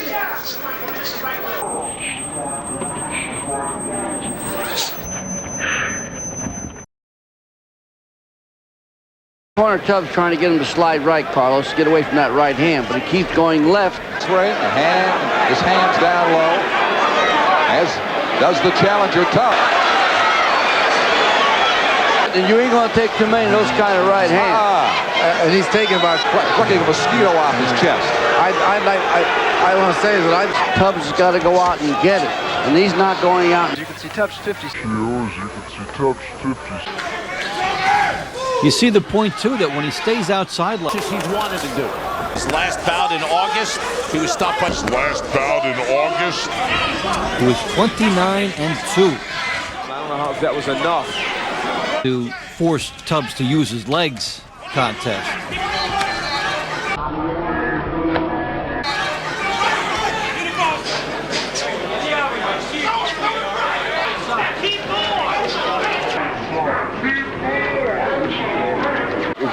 yours truly.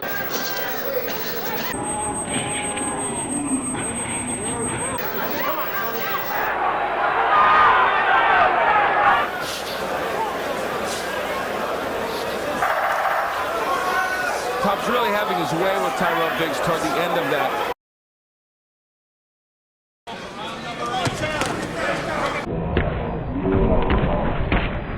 Way down low.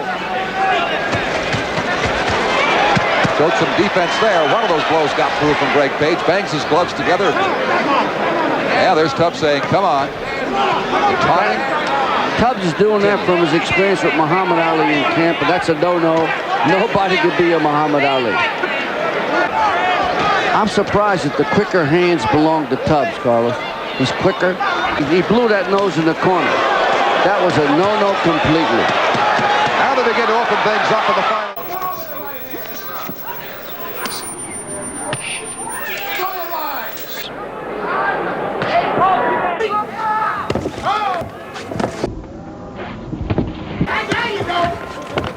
But also, you notice now you see a much more relaxed. That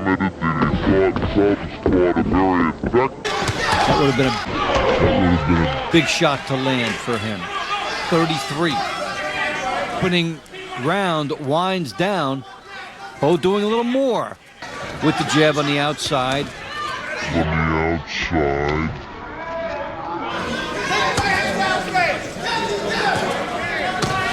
The inside with a couple shots.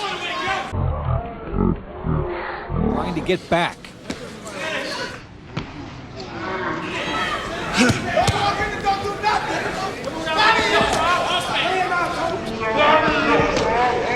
All got there. His perception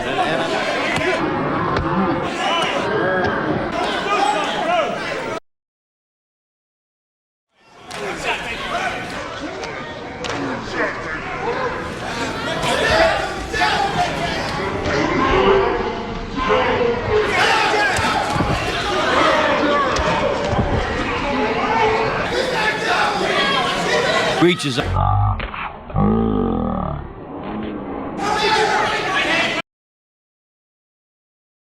Taking his time. He's going to be shooting a lot of straight right hand leads off the bat. He's going to be pushed. Who outweighs him 13 pounds. That would be quite a feather in his cap, as if he needs more feathers. Well, I guess there's something to be said for a fighter who keeps getting off the stool, and here he is, throwing punches here. Related to the size difference. I mean, he can be throwing twice as many punches as he's thrown. Yeah, Take out if he wants to. And he's... Yeah, here's a guy who came out of the amateur ranks. Well,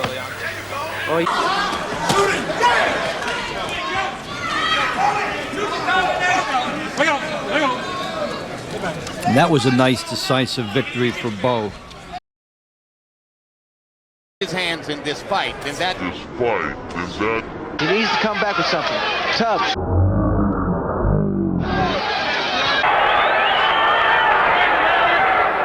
Times Tubbs tried to utilize his boxing skill.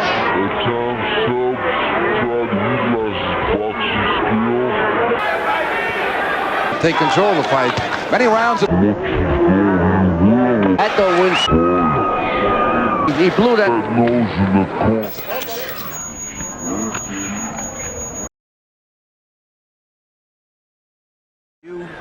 No, I haven't. No, I have not. Stationary.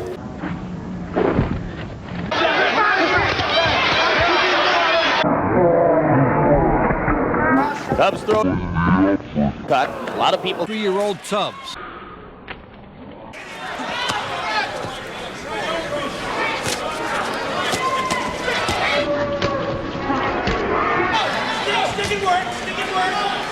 Since then, however, losses to Tim Witherspoon and Mike Tyson.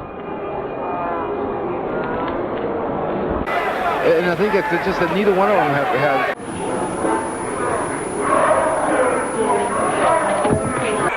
Took a couple shots.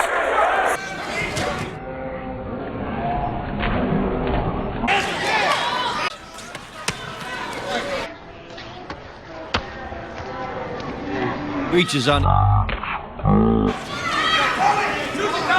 Speed advantage is just as significant inside as out. Floyd doing one of his favorite things. Catching punches with his left elbow and shoulder and coming back with a little counter right hand. Hernandez didn't even hit him. It was his own punch. Not doing it. He's going to tell us later that he wanted to get round. Not doing it. He's going to tell us later that he wanted to get round. We had very little of this. We mostly had fighters making an effort. Dan Kudo.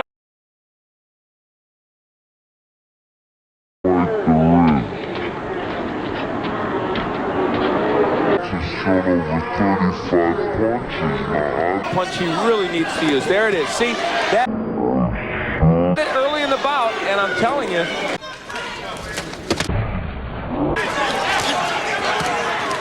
Tubbs nails Bo on the inside with.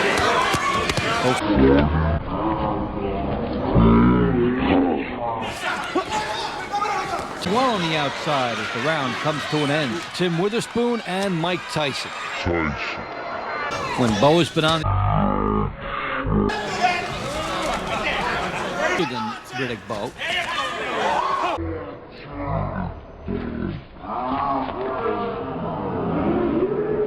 Of a pick to when you want to pull the trigger on that.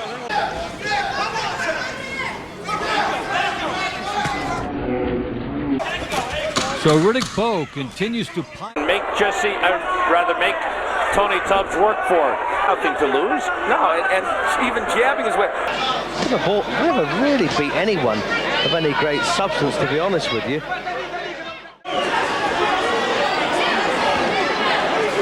For the aggressor, they have him. He's the guy in the blue trunks.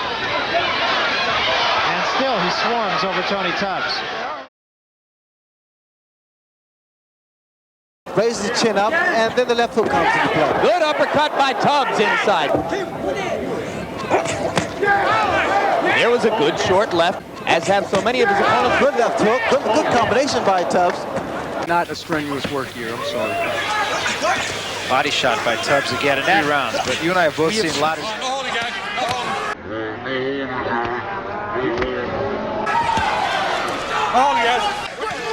As he has been busy separating these bigger guys. Stay outside. Have to fight in a telephone booth, these fellas. They don't need a big... It's a good round for Tubbs, too.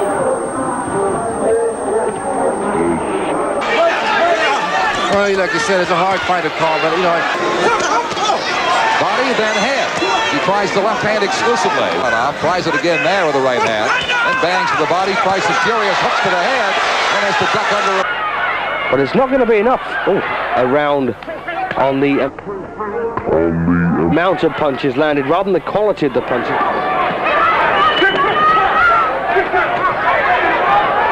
Stopped him in 7 rounds. Now they engage on the inside with Bo. Is that Tubbs benefits by having Bo.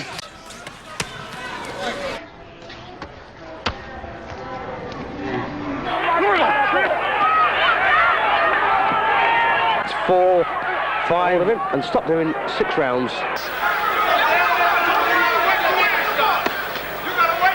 Audio technician veteran who is retiring the outside, but Bo cut him off. Yes, it is a close fight, but what's happening? Oh, there's a left hand by Tubbs. Good shot.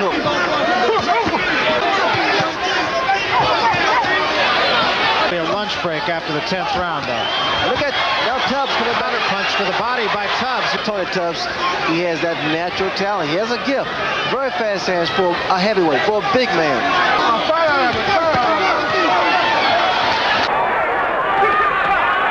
Oh, Tubbs. Zolkin now, of course, based in Columbus, Ohio. Originally from Moscow. Both to head and body. Double left hook. Well, Zolkin. Well, looks like Tubbs might be winning this round as well.